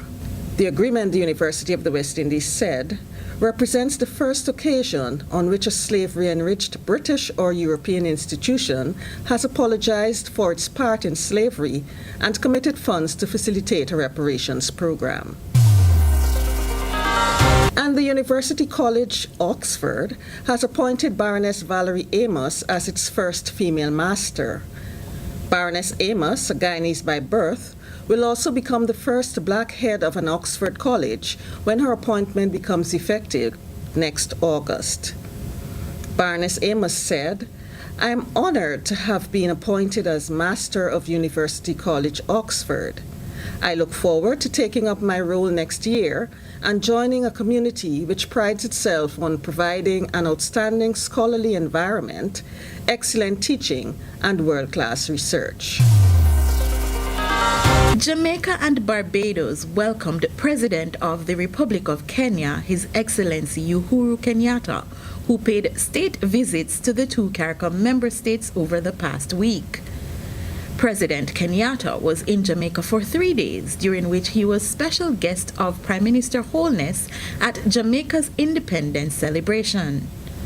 Representatives of the two governments signed several cooperation agreements during the visit. In Barbados, the Kenyan president engaged in bilateral talks with Prime Minister Mia Mottley and several government ministers.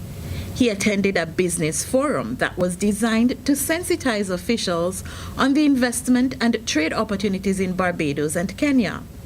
The two countries also signed agreements to boost their relations. The president was accompanied by his wife, Her Excellency Margaret Kenyatta. Chief Nursing Officer of Grenada and outgoing chair of the CARICOM regional nursing body, Ms. Nestor Edwards, has called for greater investments in the nursing and midwives professions. The call came as she addressed the opening of the 46th annual general meeting of the RNB on the 6th of August 2019 at the CARICOM headquarters in Guyana. I think that our governments need to invest more in nursing and midwifery. Nurses make up over 50% of the entire health workforce, and as such, they must be valued for the contributions they are making towards health service delivery. Nurses need to have more resources to do their jobs, both material and human resources. It is well documented by the International Council of Nurses that safe staffing levels save lives, and so we need to have adequate numbers of our nurses in order to achieve the health-related goals and targets and to transform the health systems. Nurses need scholarships to pursue advanced training, and they need to be recognized for the contributions they are making. Touching on the issue of nurses' migration, Ms. Edwards said, within recent times, the region has been experiencing what I would call a hemorrhaging of its nurses to other developed countries, particularly in North America. And as the regional nursing body, we call upon regional governments to implement retention strategies, because not only are our newly qualified nurses leaving, those more experienced ones are also leaving as well.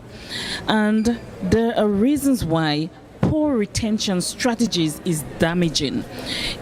It is linked to overwork and poor working conditions. In other words, the few nurses who remain can become burnt out, right? It can have negative impact on the quality of care, as well as it can negatively impact on cost and productivity. Recently appointed Director for Human and Social Development at the CARICOM Secretariat, Ms. Helen Royer underscored the importance of the nursing and midwifery professions to the health and wider development agenda of the region. We realize that health is an important investment in people, and it is actually necessary for sustainable development.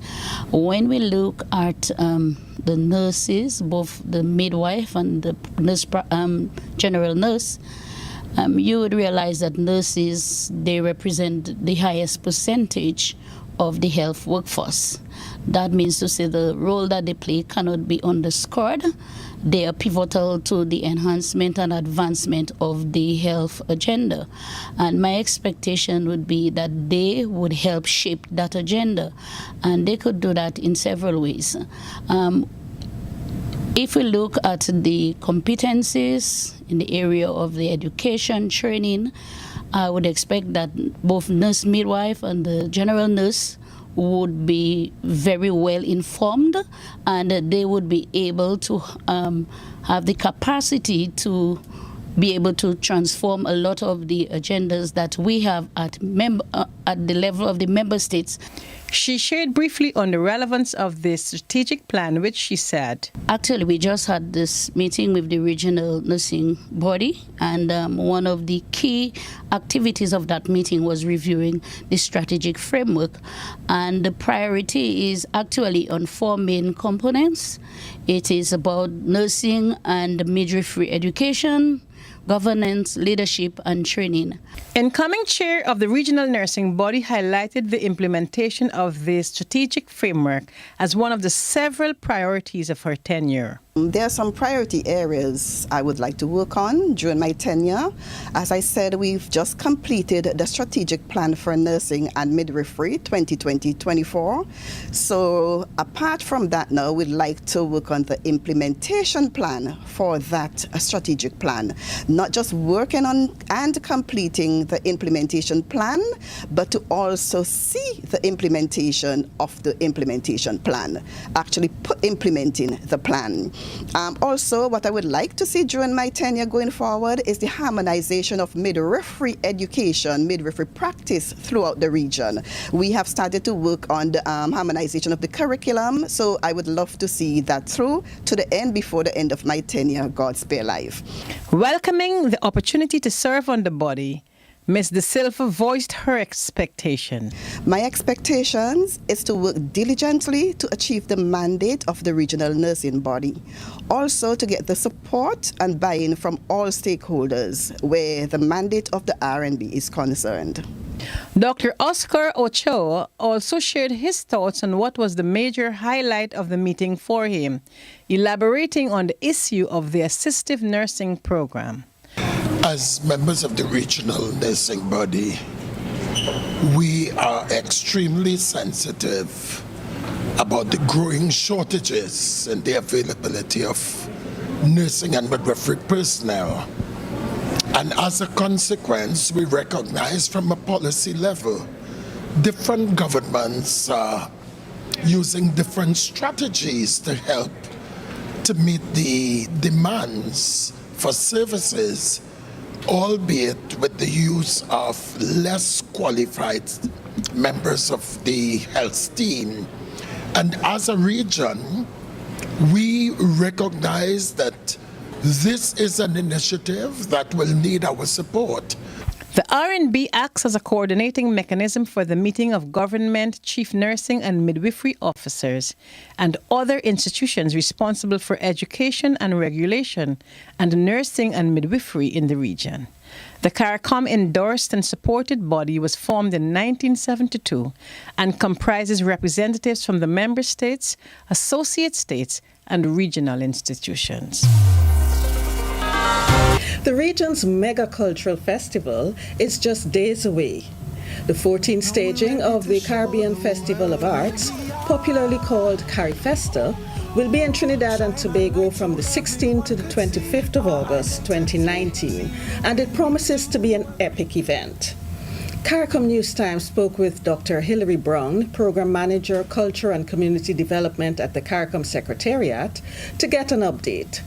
Dr. Brown has been spearheading the planning and execution of the event, along with the host country management team and members of the Regional Cultural Committee. Yes, well, it is always an exciting time. Absolutely. In these last few days, the Carib is almost unbelievable. Incredible. That it is a week away with all of what we still have to do. But I think always we look forward to that incredible celebration of Caribbean culture and all of the excellent artists that are coming from 23 countries to Trinidad and Tobago, and it promises to be a really good time. So we're putting all the finishing touches together now. It's a whole lot, but it's going well, and the host country, I think, has put some good arrangements in place. Absolutely, and I know Trinidad and Tobago, of course, is the place to be for CariFesta 14. Now, CariFesta is an event that the Caribbean community has been hosting for quite some time now.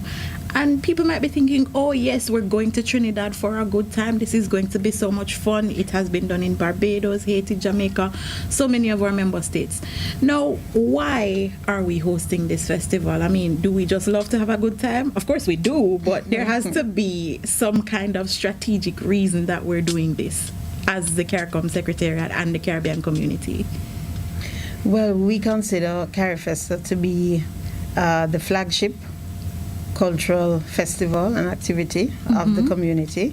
It has been around since 1972, and it was a group of artists who petitioned then Prime Minister of Guyana to establish a forum where artists can come together, where the region can come together and celebrate who we are, what we represent, have cultural exchanges. And so that very first CARIFESTA in Guyana in 1972 was actually 3 weeks long. Wow. Whereas now CARIFESTA is 10 days over 2 weekends, but that was 21 days. And everyone tells me what a tremendous time it was. And I think too, perhaps because it was in the context of the developing regional integration movement, because CARICOM was established in 73, CARIFTA was established in 1968. So it was that whole period where people were feeling the need for the region to work together and to come together. And that was also reflected in the arts. And of course, we know that even until today, the arts is an important part of what defines us, what brings us together, and helps us to feel like we're part of one Caribbean family. So CARIFESTA has that very special place, I think, in bringing the region together. Absolutely.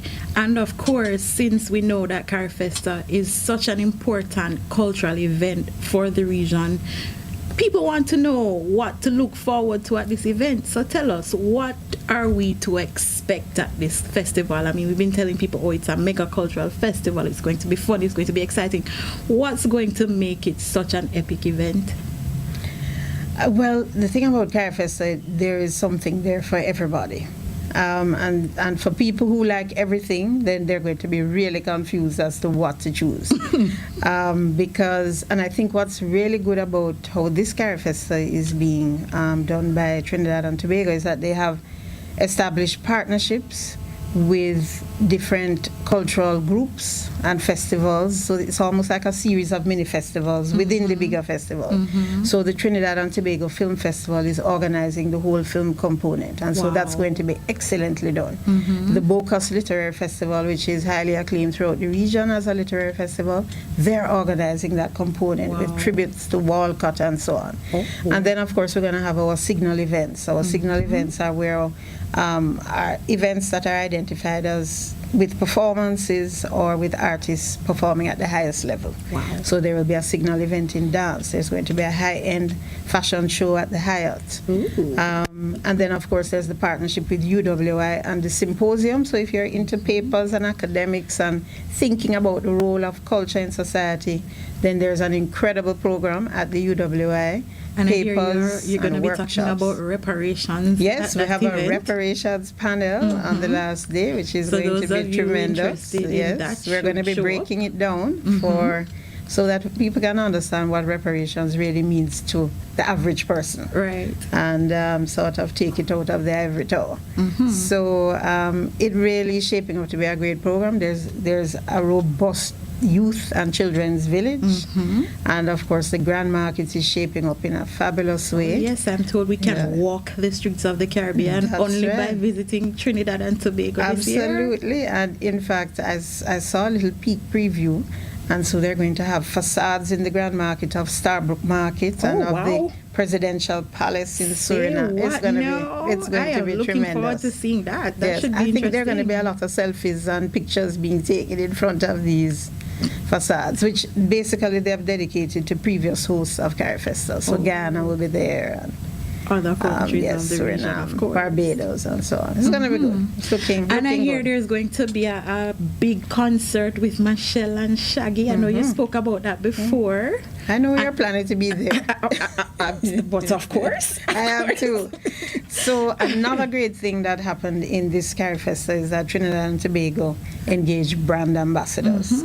So some of the brand ambassadors, Machel is one, so is The Voice. Wow. Alison Hines, Nival and Nishard. So a number of significant performers. And I think as we go along, we'll expand it beyond, performers to artists in other disciplines. But it was the first time it was done. And so they were posting things on social media and helping to promote CARIFESTA. I hope you guys have been following. The past year. So that super concert is the night before CARIFESTA closes. It's going to bring down the curtain. The culminating event. Absolutely, and it's going to be spectacular. So Machel and Alison Hines and Shaggy is still coming. Shaggy, how could I leave out Shaggy? There's an artist from Antigua. Wow. So they're going to be. It's going to be I think it's going to be a good way to bring CARIFESTA to a close. And I don't know if you know. I mean, we're in Trinidad and Tobago. This is Land of Carnival. That I think the same day in the morning there's going to be a Juve. A Juve.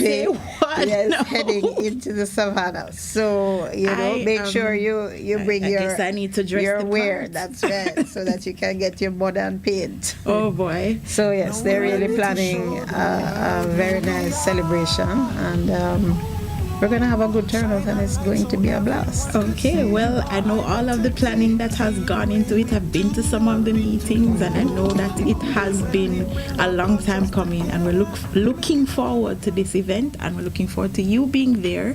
Thank you, Dr. Brown, for sharing with us. I know you have been super busy, so we really do appreciate your time and your effort for being here.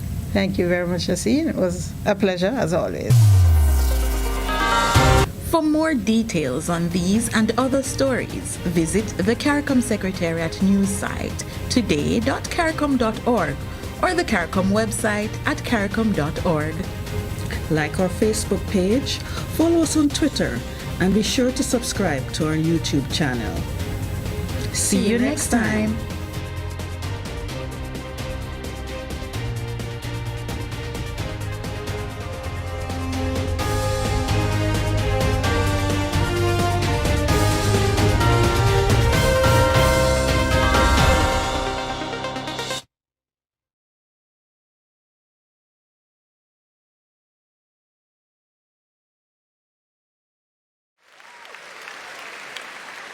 I do have a dream, and I know you have a dream, that we can make Jamaica the place of choice for you to choose to live, to work, to do business.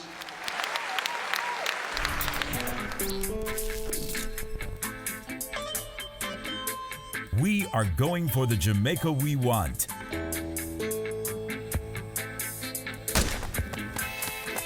Making steady progress to achieve the Sustainable Development Goals in our National Development Plan, Vision 2030 Jamaica. We have teamed up with valued partners, working through strong institutions to reduce inequalities in our society. We commit to being responsible in our production and consumption, ensuring we build sustainable communities in harmony with nature. Jamaica is making significant strides in providing quality, lifelong education for all, enabling our people to be engaged in decent work to drive economic growth, equipping men and women with the skills to build resilient infrastructure, promote sustainable industry, foster innovation, and utilize new technologies. Urgent action is being taken to manage natural resources responsibly, protecting clean water sources, ensuring access to water and sanitation for all, diversifying to alternative energy sources, conserving our environment and sustaining life below water and on land. Jamaica is making moves to ensure healthy lifestyles for the well-being of our people. We're promoting sustainable agriculture to achieve food security, improve nutrition, and end extreme hunger, putting in the work to end poverty in all its forms. We're on track in achieving our sustainable development goals through realizing our Vision 2030 Jamaica. We will leave no one behind. And I'm chilling right now because we're winning right now.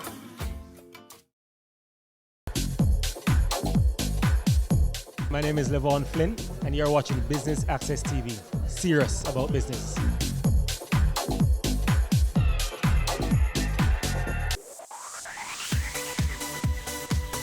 You're watching Business Access TV. Business Access TV. Business Access. Business Access TV. Serious. Serious. Serious about business.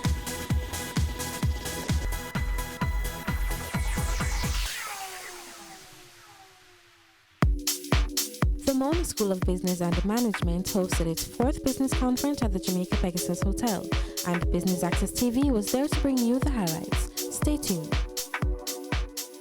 Welcome on behalf of the Mona School of Business and Management to our 4th biennial conference. We're here to discuss delivering on the promise of entrepreneurship, and it is critical at this juncture that Jamaica in particular and the rest of the Caribbean, having gone through all sorts of structural and fiscal and monetary adjustments, these are necessary but not sufficient. And entrepreneurship is clearly one of the ways in which we will capitalize on a more robust financial platform that we have. And today we'll be looking both at research and examples from the Jamaica, the Caribbean, and the global audience. In that context, I would like to welcome all our visitors and presenters who have come from the Caribbean, the USA, and Europe, and I'd like to thank you for attending. We look forward to having very interesting conversations over the 3 days, and as has been our custom, to have generated research and publications arising out of the conference to advance knowledge. Our goal is to provide a link between the academy and the business community in a more direct way than other faculties and departments at the university. I therefore welcome not just this interaction between the school and the wider community, but we hope to use it as a springboard for even better partnerships. I've noticed that the title of the opening plenary is Entrepreneurship, Innovation and Growth, Unlocking the Potential in the Jamaican Economy. So I presume that within that is the message that entrepreneurship and innovation have something to do with growth. And it's a fair assumption. And that is perhaps why we are being told by the Economic Growth Council to unleash our entrepreneurial spirit. We are being told by the World Bank to become more innovative. We're told by various members of the political directorate to take more risks and invest in new areas. So it would appear that there is a growing perception that there is, in fact, a link between entrepreneurship and growth. The private sector organization of Jamaica and the Jamaica Bankers Association are finally reaching out to small and medium-sized entrepreneurs to get them to formalize their operations.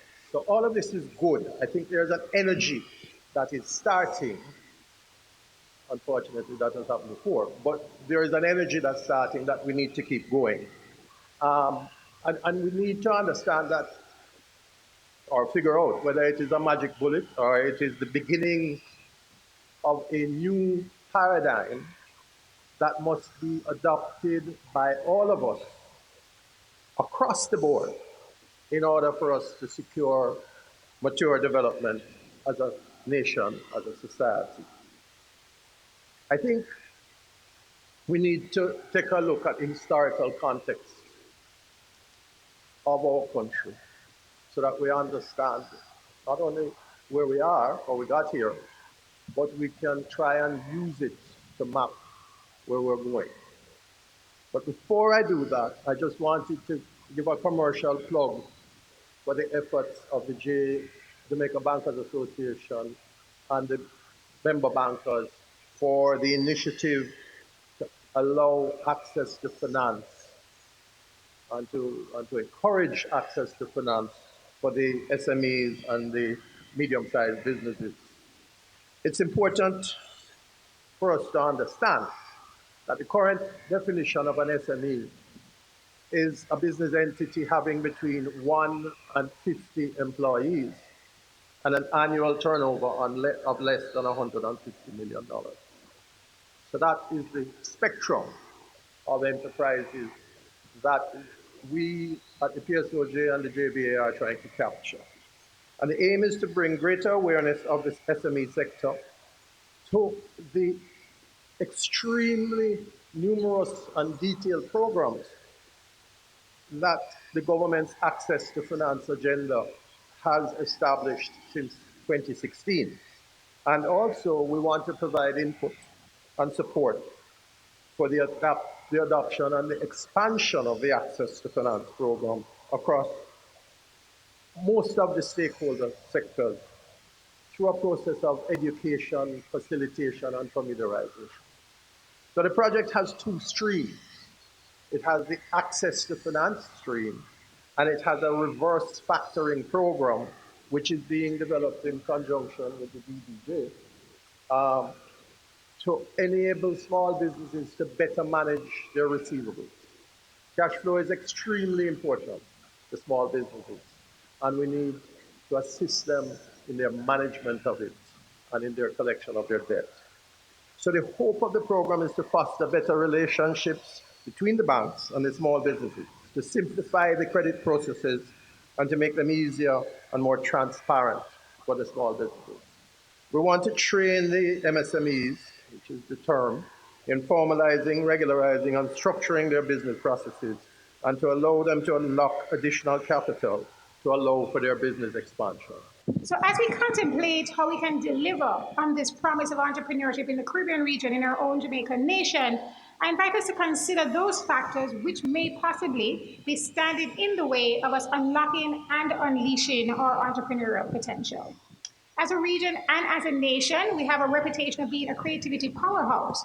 We pride ourselves in our ability to come up with creative, original new ideas, and we often proudly hail our national mantras such as Tanya Han and Make Fashion, which speaks to our creative national problem-solving abilities, which allow us to turn any obstacle into an inventive opportunity. Simply put, we are just naturally creative, imaginative, and innovative people. And throughout our history, as a region and as a nation, our creative outputs and our ideas have always garnered global attention. However, in spite of our creative prowess, we seem to have failed to translate our ideas into generating high growth, high worth, high impact entrepreneurial ventures. And so I ponder the question, why do we think that is? Why is it that as a nation and as a region, we have been a plethora of creators in our island, but a dearth of successful entrepreneurs? So to examine this question, I invite us to consider the distinctions between the definitions of creativity and entrepreneurship. Now, the Webster Dictionary defines creativity as the ability to make new things and think of new ideas. That we do well. However, it defines entrepreneurship as an entrepreneur as one who organizes, manages, and assumes the risks of a business or an enterprise. I submit that this is the critical differentiator in this definition between who an entrepreneur is as opposed to who a creative is, in that an entrepreneur is somebody who has to and must take risks. This distinction between these two definitions is important because while we as Jamaicans are a naturally creative people, we need to consider the question, are we naturally entrepreneurial? Are we naturally risk takers and risk makers, or are we risk averse? In the results of the indices from the Global Resilience Index, which ranks 130 countries around the world by the risk and resilience of their business environments, based on certain factors such as economic indicators, risk factors, and supply chain issues, Jamaica has consistently ranked in the bottom 30 of 130 nations in the study. This might suggest that our national distaste for risk is well-founded. However, if left unchecked, our risk aversion will continue to be our entrepreneurial Achilles heel. So why is it that as a region, we're such risk-averse people? Why do we shy away from risk? I believe it's in part because when we think about entrepreneurial risk, we tend to only focus on the downside versus the upside of risk. A close examination of the term risk suggests that it refers to the effect of uncertainty on meeting organizational outcomes. However, while the effect of uncertainty as an entrepreneurial venture can be both negative and positive, we often only focus on the potential negative effects of risk and uncertainty to the exclusion of the consideration of the positive potential opportunities which risk and uncertainty can also provide. In my opinion, an entrepreneur is someone who sees the future and then sets out to create it. However, creating the future means stepping out into the uncertain and the unknown, and stepping out onto the unknown is risky. Oftentimes, however, when risk-averse entrepreneurs think of the word risk, what comes to mind are only those potential dangers, threats, and negative consequences of undertaking a venture. What if I can't pay my bills? What if a competitor beats me to the market? What if I invest a huge sum of money in the business, but I can't attract enough customers to cover my costs? I submit that this is a flawed view of the concept of risk. To the contrary, as we seek to unlock and unleash our creative and entrepreneurial potential as a region and as a nation, we need to begin to acknowledge that risk and reward are two sides of the same entrepreneurial coin. Consequently, without an active emphasis on entrepreneurial risk-taking and risk-making, we will fail to see the rewards of generating high growth, high impact, high worth entrepreneurial ventures. Just to give you a little background in terms of what the DBJ does. The DBJ, really, the focus as a development bank is to really improve the lives of all Jamaicans through development financing, capacity building, PPPs, and privatizations. DBJ's role in building the economy, in as much as Howard just mentioned that because of factors, the state has had a big influence on the economy. DBJ's role, the philosophy behind it, is really not to be competing with the private sector or to take the place of the private sector, but really to fill the gaps where they exist. And so over the many decades, DBJ has been involved in lending through the AFIs at affordable rates when interest rates were at sky-high levels. Putting in place collateral guarantees for good projects that did not have sufficient collateral to access loans. Things like Ignite program, grants for innovation, which now coming up with a reverse factoring, there is capacity building of our entrepreneurs, and the work that I'm doing, which really was focused on access to finance, access to equity finance through the Jamaica Venture Capital Program. When we established the VC program, the whole point was that we originally thought about it as being access to finance, but pretty quickly recognized that it was wider than just money. We had to be building the ecosystem. Everybody had to be ready for a market. Any market has buyers, sellers, as well as the infrastructure. We had none of those in Jamaica, so we had to be building that infrastructure. So it was really a multifaceted program that was developed. Training and capacity building. Our fund managers or investors had to be trained, or fund managers or entrepreneurs, or lawyers, accountants. So there was a lot of training. We also put in place the infrastructure to build, for our first funds to be started, as well as there are a number of legal, regulatory, and tax issues which have to be addressed. And most importantly, the entrepreneurs. The deal flow has to be there. So in looking at building an ecosystem, we had to be cognizant of, as I mentioned, all the various things. Who are the players? How are they going to be exiting the stock exchange? I know Marlene is going to be talking about that shortly. And, entrepreneurship, as well as what's happening with the SMEs and who are what is the support infrastructure. And we took a lot of lessons. We didn't reinvent the wheel. We took a lot of lessons from what happened in Latin America as they were building their private equity and venture capital ecosystems.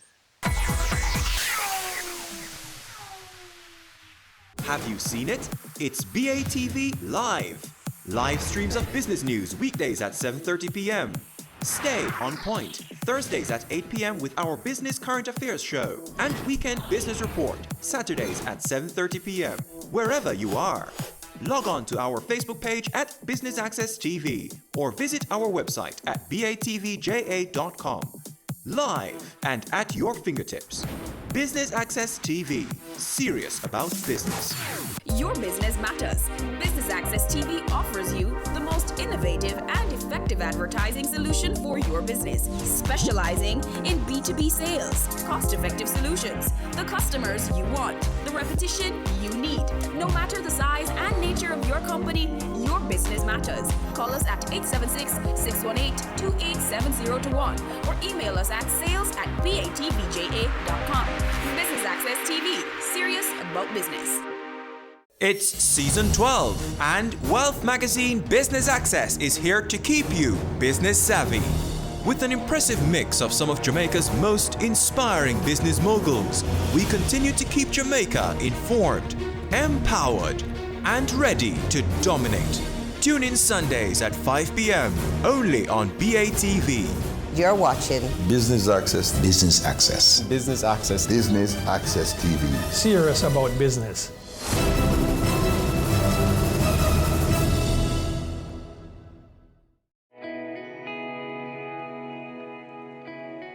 Every day you wake up, you have another opportunity to make this little island better, safer, a place where we all can be proud to call home. It's time we all recognize that every little thing we do has an impact on the Jamaica we live in now and the country we're leaving for our children. So promise me this, promise yourself this. No more will we tolerate criminals, even if it's our relatives. Tell them they're doing something wrong. Tell them to stop. Tell them no more robbing our children of the Jamaica they deserve. Tell them no more crime.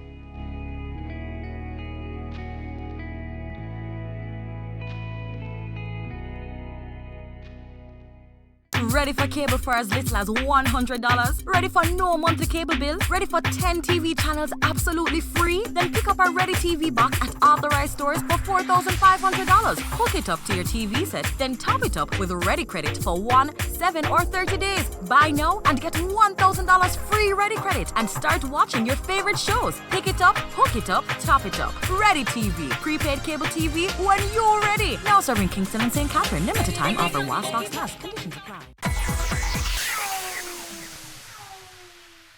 So I just wanted to tell you real quick about the IDB Lab, just to put in context where we sit and what we are doing and how we could unlock the potential for entrepreneurship and innovation in Jamaica, even further than we are doing now.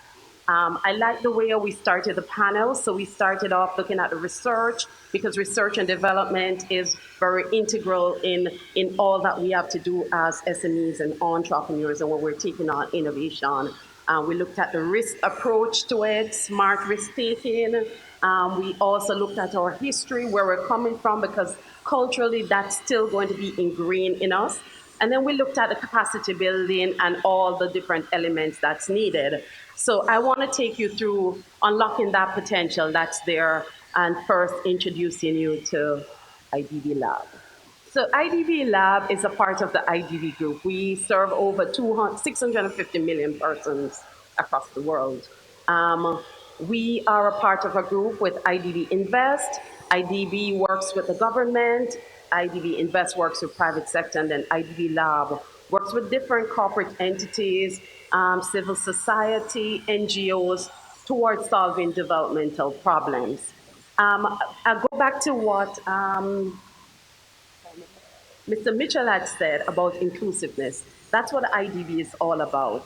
We are an innovation lab looking at inclusive solutions for Latin America and the Caribbean. We create market-driven solutions. So we look at what the market is doing, what the needs are, where the gaps are, and we work along with the private sector to create those solutions. We also look for what we call transformative impact. How do we create what we call 10x impact, greater impact than we have seen before in the projects that we're looking to do.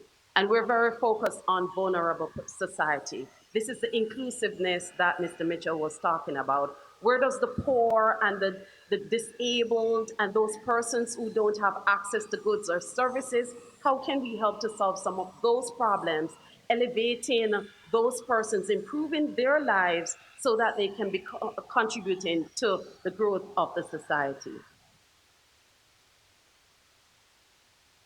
So I mentioned we work with private sector in creating these projects. They're the ones who are executing on the initiatives. But I'm going to start with this slide, which is the JSE Market Index.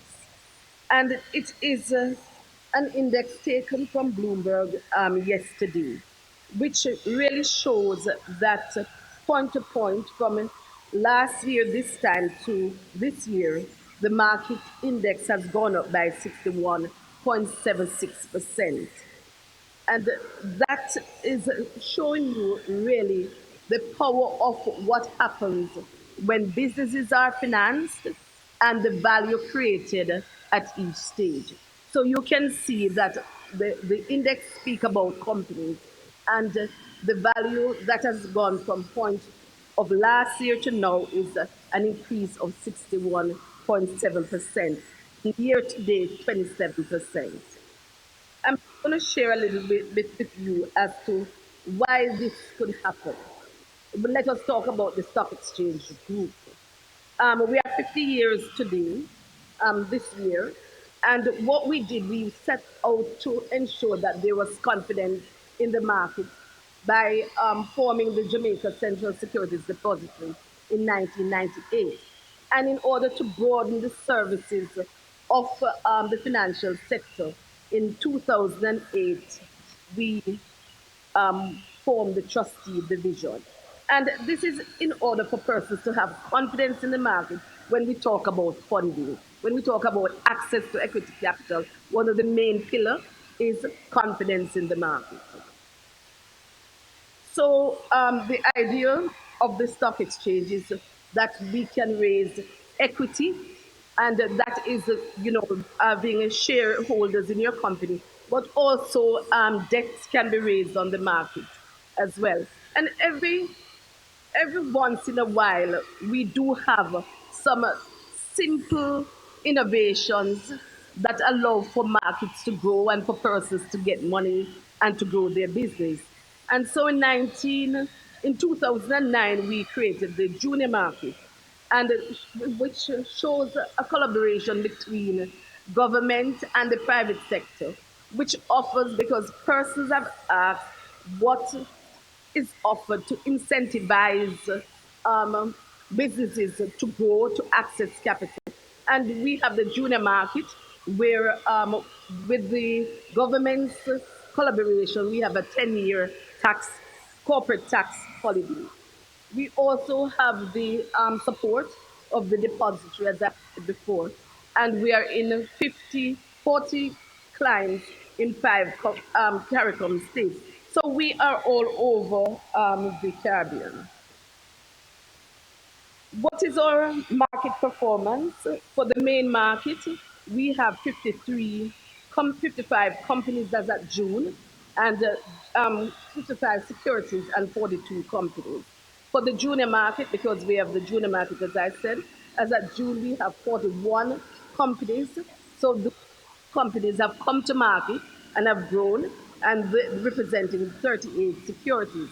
And we do have a US dollar market also, and that is growing too. So we can see that people are considering as a credible option the stock market to raise capital. Why would you want to go public? When you talk about going public, it's a serious situation. It is one of disclosing your business to all concerned. And many persons are not to do that, but more and more we are seeing, especially small and medium sized, understanding that it is not so bad. When you come to market, you get these various benefits. enhance profitability and viability, and assess more about its company, is a larger pool of well-run, profitable and compliant, because compliance is important. And there is a wider pool of investors.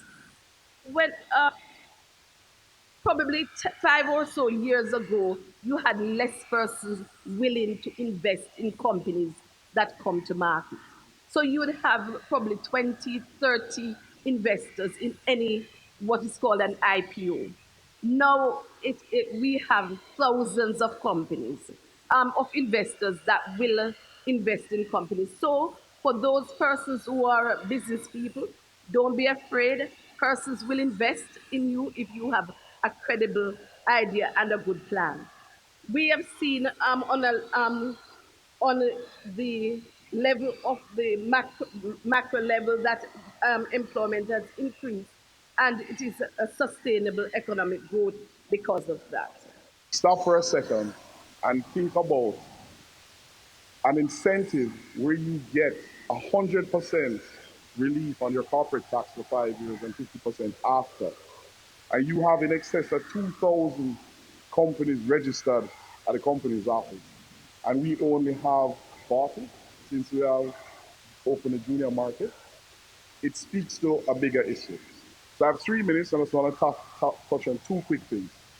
That bigger issue is that significantly more education needs to be given to owners of these companies. We spend too much time trying to hide revenues, etc., in so-called getting a lower tax rate, that you're impacting the value creation, the revenue expansion of your business. So we need to find a way to get to more of those entrepreneurs, to let them understand that the more you open up your company is the more you're going to make, because the tax rate is a percentage of a whole. So if that whole keeps growing, you will always get more than what the government is going to get. I'll touch quickly on the fact that, Neighbor does all these things. We take you from nowhere right up. We fund you with debt, we fund you with equity. The gains have been crazy. But I close by jumping into Audrey's space, because I just want to make 2 fundamental points. I think sometimes we don't really focus on what really matters. So the biggest issue with funding in the country is a matter of risk management. So for example, people always say, why is it easier for you to get a car loan than for you to get a capital item loan? And it's very, very simple. There's a secondary market for cars. So when you get a loan, the bank has to ensure its principal can be repaid in the event you don't make the payment. So they'll quickly lend you against a car, because if you default on a car, there are 1 billion people that are willing to buy the car on a second-hand basis. But that is the secret to true funding in this country. If every sector of the economy that you want to pump funding into, you can create a secondary market, that is where you start to get a lot of funding. Because with all due respect, all of you guys that want money, you don't want to lose money. I don't want to lose money. The facts say that 8 out of 10 of you are going to blow up the money. That's why it is so difficult. So in my mind, the solution is create an environment that if I will invest in all 10, but the 8 that blows up, give me an incentive. Because right now it's too lopsided. I lose everything when your company blows up, and the best, if I'm lucky, that I'm going to get from you is, Mr. Peart, you're a good guy. Sorry I lost all your money. But guess what? I have another idea. Can you give me some more money for that? It's not going to work. So I finally close by saying, to get these traditional investors to invest in you, you have to come up with a solution that mitigates the risk for them.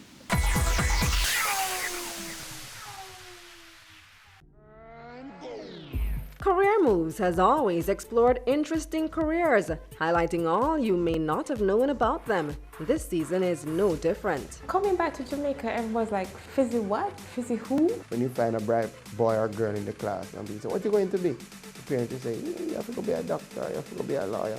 Nobody says you have to go be a politician. Let me see your hands! Tune in Tuesdays at 8 p.m. on Business Access TV. Cameo brings the creative industries to life. Delighting creatives in different fields each week. Art. My life turns art. I breathe, I eat art. Fashion. Food. Without a customer, we're nothing but four walls. Music. Film. Cameo, only on Business Access TV. The Good Life, your trusted source for useful health and wellness information, lifestyle tips for the mind, body, and soul.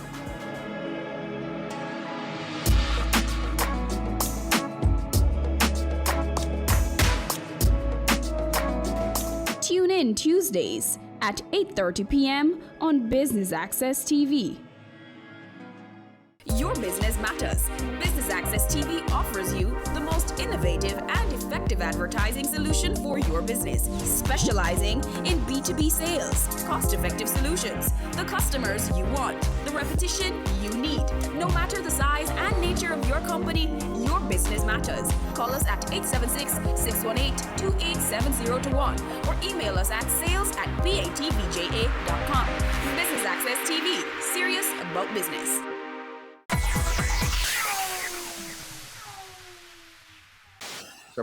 Here representing my company and partnering with the Mona School of Business and Management. We at Foswich went public just a year and a half ago, and I'm here to tell you about nuts and bolts, just a few things on the nuts and bolts aspect of going public. One of the fundamental things, a few fundamental things that we had to wrestle with is going public. What is the value proposition that we are bringing to the market? You know, the space that we are in is electrical lighting, and we made a footprint for us in the LED space, where that particular product, the LED product, consumes 20% of the energy that the rest of fluorescent and incandescent light systems would produce, would consume. And so we wanted Jamaica to be clear that we are going to be the ones to bring this value to each consumer. And so how do we bring that value to the consumer? When you walk into a store and you see an LED bulb or an LED fixture or something, being untrained, you do not know exactly the properties and how it works and so on. And so we decided, okay, we are going to have to develop a department where we give this information to you.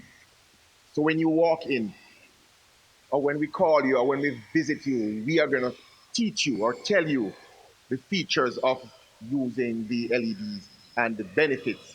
And so that became a big part of the value that we brought to the market. We had to therefore acquire or employ engineers, and we call them commercial or engineers that can disseminate information in a forum that people can understand. And so we will have small meetings like these. We call them, industrial mingles, whether it be in Montego Bay, in Mandeville, in Kingston, and we invite 50 to 80 people, and we start talking to them. And before long, they start spreading the news of the value of the product that we were offering. And so we were now defining our way in the market.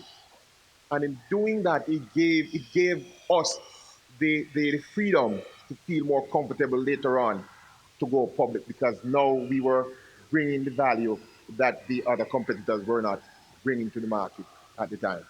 And so you have to decide what is it you're going to take to the market.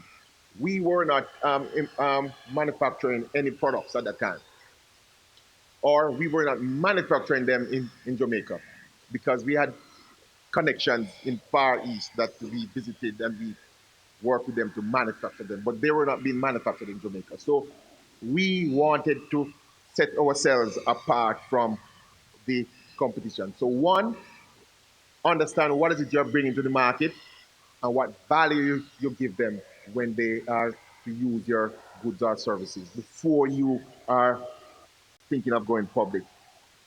Is my another thing, and Marlene and Gary touched on it, transparency. It is my wife and I are very private people before last year. We're very private people. Nobody knew anything about us.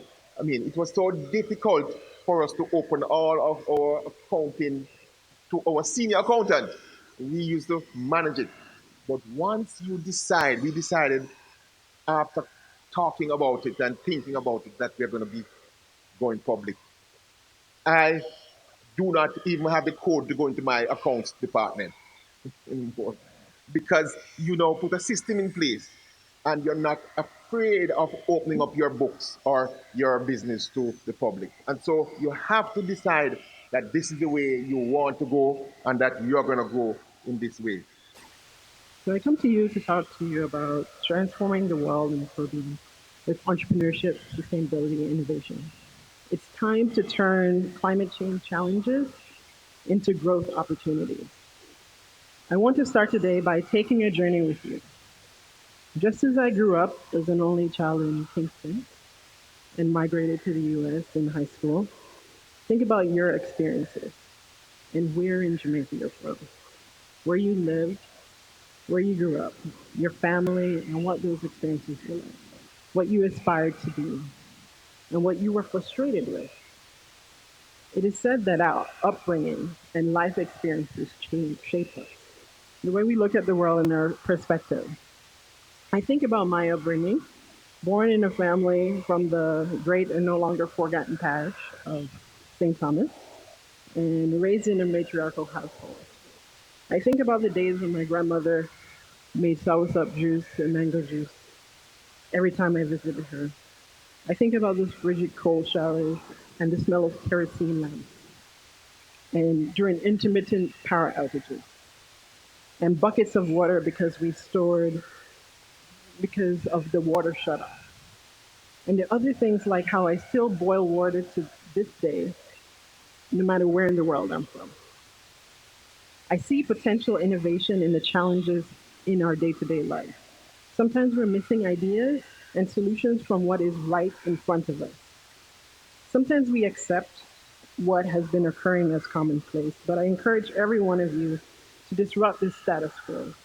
Use those challenges as opportunities for innovation. Steve Jobs said, if you're going to make connections which are innovative, you have to have not the same bag of experiences as everyone else. You're going to have to make connections, and then you won't be innovative. When you think of the most successful tech companies being created today, it is either from Silicon Valley, Israel, Europe, or Asia. However, right here in Jamaica, we have exported our own brand of innovation in music, food, dance, etc., and even the push start.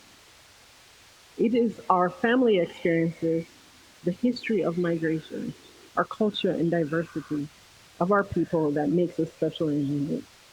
They are the ingredients for a new crop of innovations that can be utilized to address climate change challenges.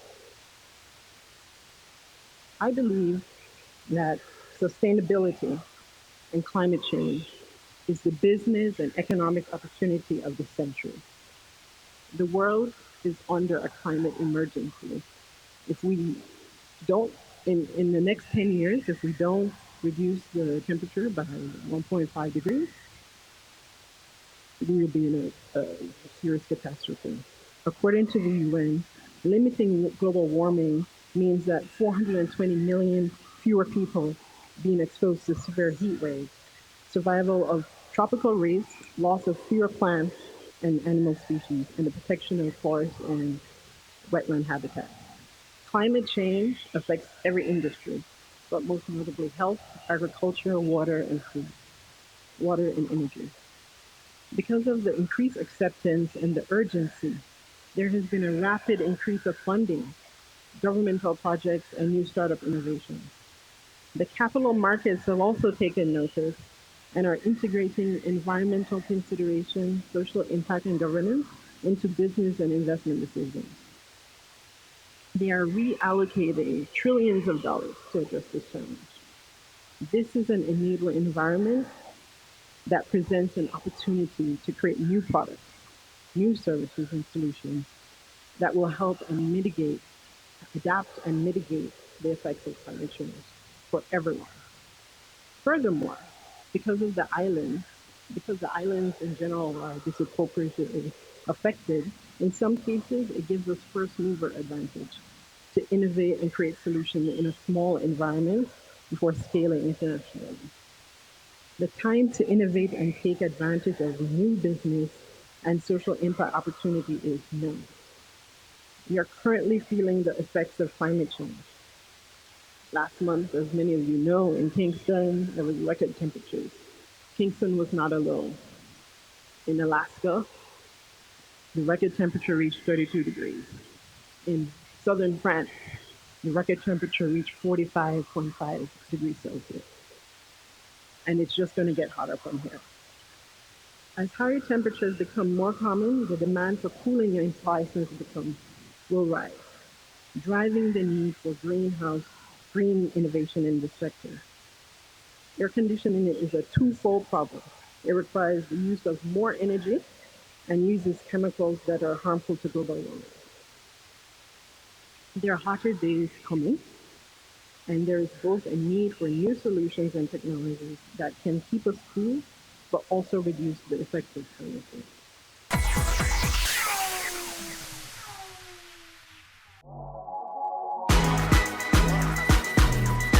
The Good Life, your trusted source for useful health and wellness information, lifestyle tips for the mind, body, and soul.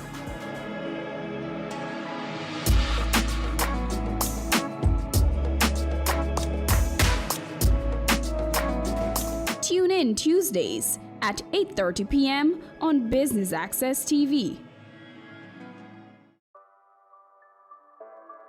Sundays at 4:30 p.m. It's all about Home Sweet Home.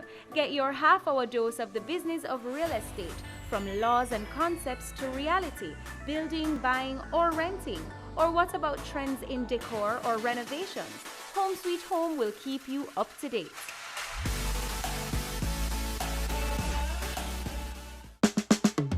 Caring Hands Season 3 continues to effect change in a changing environment. Many of us were raised by grandmothers, right? So, I mean, we know the wisdom that these people have. Going beyond business. The little leaders of today are our leaders of tomorrow. And with the proper education, we'll have very good leadership coming from that. That's Season 3 of Caring Hands, creating change and shaping lives, every Sunday at 5:30 p.m. on Business Access TV. Business current affairs you can relate to. Frank, credible discussion. On point with Kalila Reynolds and Dennis Chung. Dissecting the issues, offering solutions to Jamaica's challenges. On point. Thursdays at 8 p.m. on Business Access TV.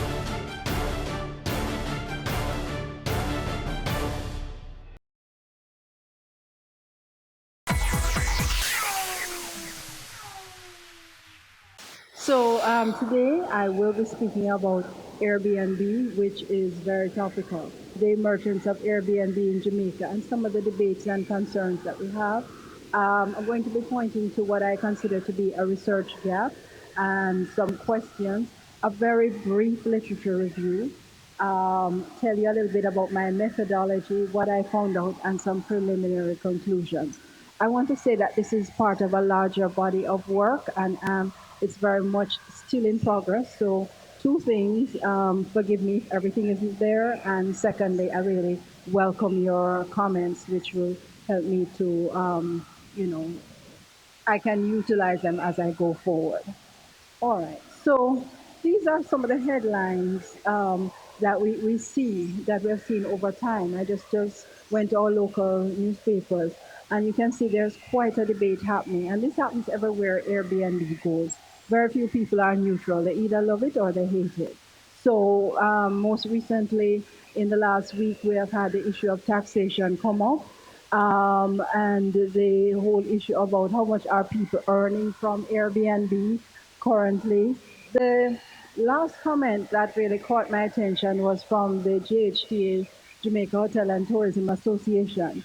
And they're saying, tax because we need a level playing field. And what is in quotation there, you can read for yourself. But in essence, the JHA's position is that, look, these people are legitimate competitors to us, and we don't see why, if they are competing in our space, they shouldn't have to have the same, my words, burden that we have. So, what I have been noticing in this debate, there's a lot of talk, as I showed with the headlines, about Airbnb and home sharing. Airbnb, of course, is just one of the many companies, but it's a name that everybody knows. So, and it's what I'm actually focusing my work on.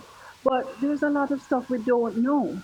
For example, are they really unfair threats? Are they tapping into the same market as the hotels? Or are they just little people trying to make some extra cash? JHTA doesn't think so, that they're little people, but how much do we really know? Do they offer similar products? And in essence, it comes down to one question: what exactly are they doing? So I have some research questions that I will show you again in a little bit. But in essence, what I'm trying to understand is from the perspective of the host. So rather than going macro, I'm actually going to go micro, because hosts are the ones who make or break an Airbnb product. So that's what I will be looking at. So as I said, I'll mention these research questions in a little bit. But to just talk about the host, who is the host? Well, one definition says a good host makes his guests happy while they're in his care. So that's in essence what a host would be required to do. But in addition to that, a host has a legal and moral obligations. So if some of us have studied hospitality law, we know that coming back from common law, innkeeper's liability, and so on, you have the obligation to ensure that your guests are kept safe and healthy. But in addition to that, there's this moral code from many religions and traditions, meaning that you have to take the person in. In addition to that, in Jamaica, we have very strict legislation. And for a homestay, which currently Airbnb would fall under, there are 11 standards established by TPD, Tourism Product and Development Company, that have to be met. And they're currently looking at new legislation, they say. But currently, this is where it would fall. And hosts should also receive Team Jamaica training. B&B hosts, bed and breakfast hosts, are often lifestyle entrepreneurs. And that's a nice way of saying they don't necessarily do it for the money. There's a lot of romance and mystery associated with the concept of bed and breakfast. And the interesting thing with Airbnb is, it sounds like breakfast, bed and breakfast, and they're built on that notion, although they don't have to serve breakfast, and very few actually do. But remember that many of them are lifestyle entrepreneurs. And the services that they're expected to provide, they're very intimate, customer service oriented, personalized, and so on, because in many cases, you're coming into the home of the host. Airbnb now, what they say is almost anyone can be a host. That's what, if you go to their website, they will say that. But what you may not understand when you're following up on that, and they also say that there are 3 steps: list the space, decide how to host, and welcome the first guest. And that sounds really simple as 1, 2, 3. But in reality, each of those steps assumes a whole body of knowledge which everybody may not have. You have to understand how to market. You have to understand how to do your pricing according to the season, according to supply and demand, and so on. And of course, how to manage the property and to interact with guests. This afternoon, I'm going to be presenting on Airbnb and delivering the promise of Airbnb, the promise of entrepreneurship to Jamaica. And as my colleague mentioned, Dr. Craig, about the whole issue of Airbnb, it's a very controversial topic now. To tax or not to tax, those are the issues. But today for my presentation, I'm going to be providing and sharing some data with you about Airbnb's performance in Jamaica in particular. And please note that this is a part of a larger body of study. I'm actually studying Airbnbs not only in Jamaica, but also in Cuba and Cayman Islands and Bahamas. So the sample that you see me extrapolate data from is a part of a wider body of knowledge that is also currently ongoing and in process. So as you can see, it's the whole business of home sharing. So the idea is not lost upon us.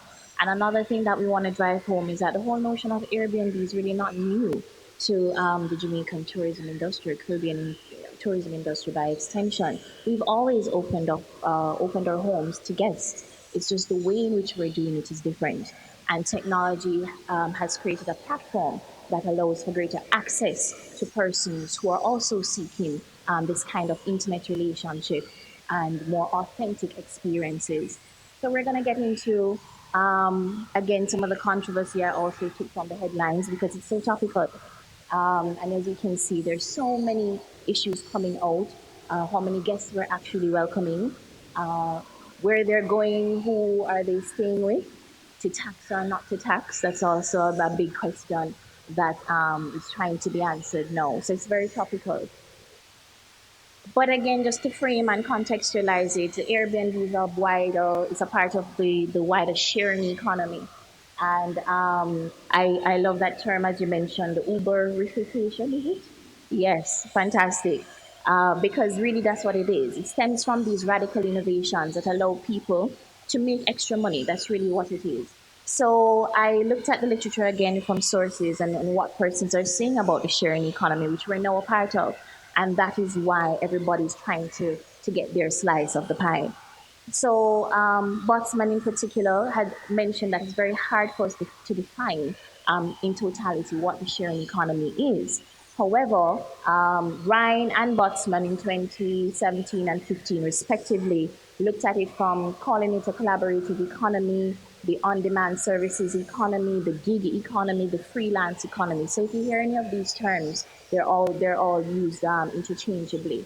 And basically it refers to the sharing activity of underutilized assets with the help of IT-based technology. So it's nothing new. It's just, again, the platform in which we're presenting it is a little different. So the main drivers towards this economy, how did it emerge and why are we here and why is it so important to us? The main drivers is basically consumer behavior. We're switching now from ownership to access. Now, I'm a part of a very unique group of consumers and producers called the millennials, and there are a few in this room. And we're kind of changing and shaping the way in which we consume things. So we're looking less to ownership rather, and more to access. And that is what is causing all these radical innovations to take place right across our landscape, and in particular in tourism. Now, the biggest success factors of the sharing economy is online reputation. And my colleague again, Anne Crick, also mentioned, the feedback system and rankings in terms of host and super host and all of that. Very important for us to look at. So these are some of the brands that come about under the sharing economy: Uber, Airbnb, Homestay, Lyft, WeWork, all of these, Craigslist, Couchsurfing, all of them are part of the sharing economy. So peer-to-peer accommodation, this is where people provide accommodation directly to consumers using a digital platform. And these are temporary stays in the homes. Airbnb in particular for P2P accommodation, most people call it Airbnb, but there are also other platforms that are very much relevant to us and is affecting the Jamaican tourism accommodation landscape: TripAdvisor, HomeAway, and also Booking.com. Now, just to share some data with you, globally, peer-to-peer accommodations There's 7% of total accommodation around the world, 8 million beds.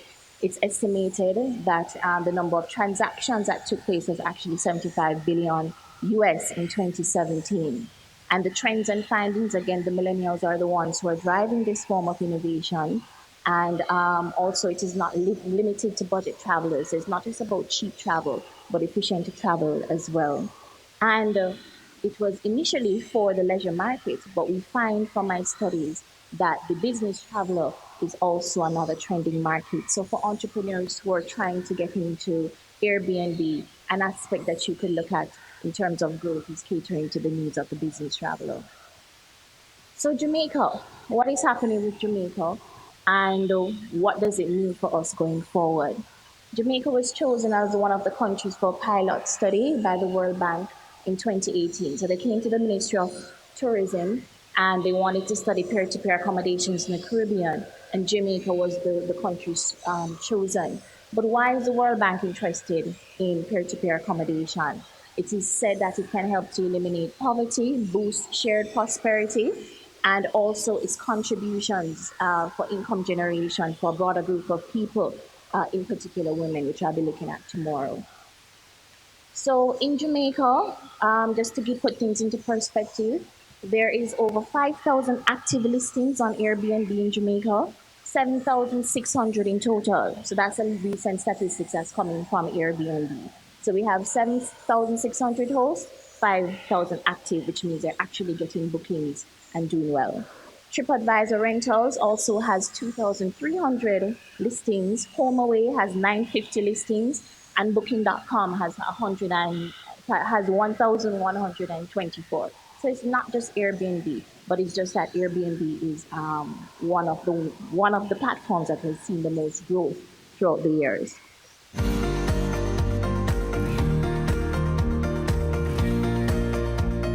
Thanks for staying with us for coverage of the Mona School of Business and Management's 4th Business Conference.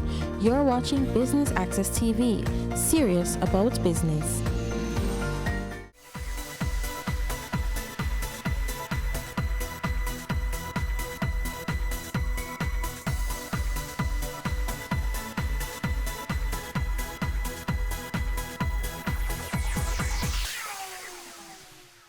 Your business matters.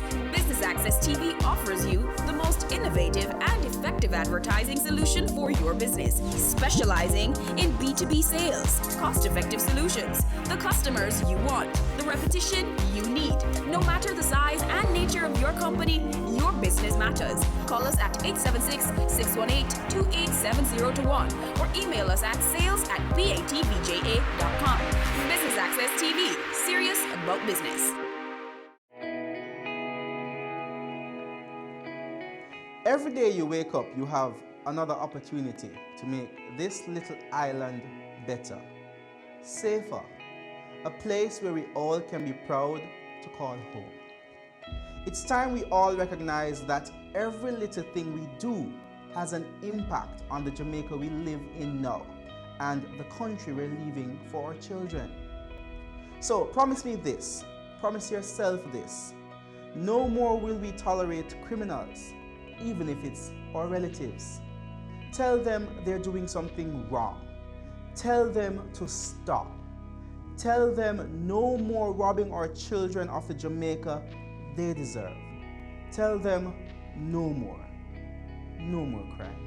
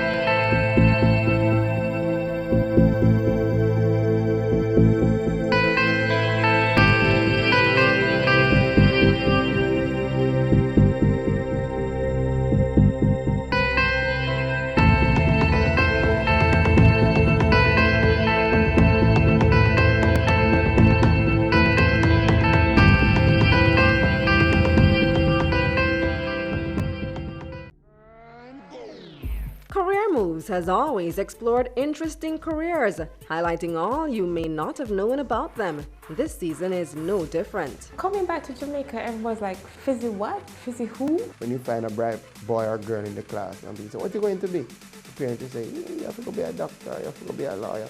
Nobody says you have to go be a politician. Let me see your hands! Tune in Tuesdays at 8 p.m. on Business Access TV. Ready for cable for as little as $100? Ready for no monthly cable bill? Ready for 10 TV channels absolutely free? Then pick up our Ready TV box at authorized stores.